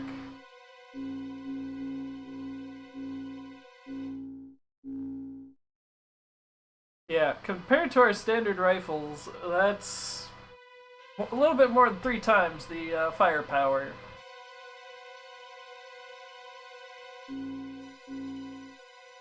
So, let's get the Sonic Cannon learned.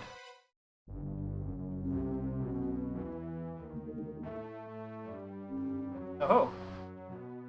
We'll hold off on a second sub-pen for now.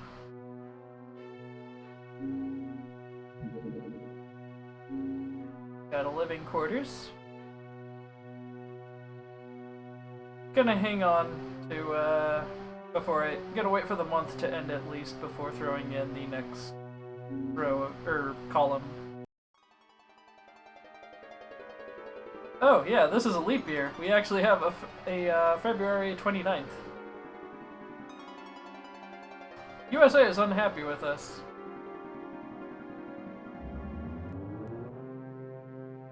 All the same, we got pretty good funding. With that info, though, might be a good idea to take a look at,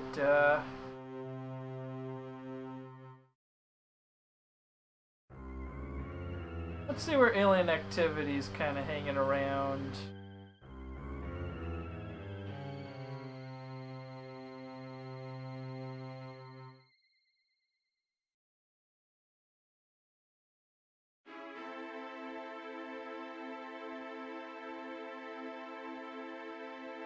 A little bit, yeah. A little bit more. You're falling asleep. It's supposed to be a you're catching. This is the music I think that kicks in when you finish up a big mission, and it's just kind of use a breather.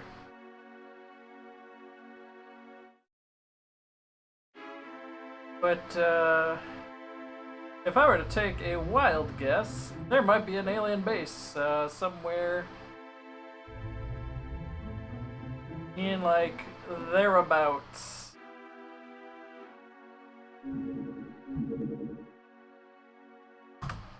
Gonna just be real cheesy and take a peep. Not gonna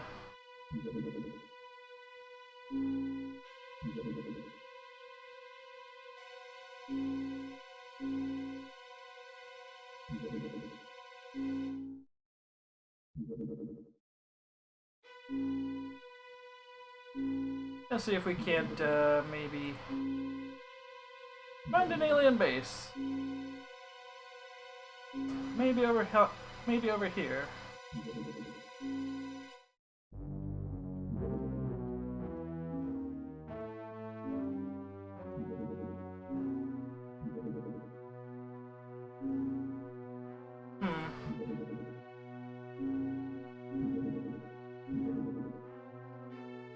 Well, gonna reload back to start of March. We made a bit of progress in this outrageously hard game. Definitely gonna come back to this, hopefully sometime tomorrow. Well, actually no,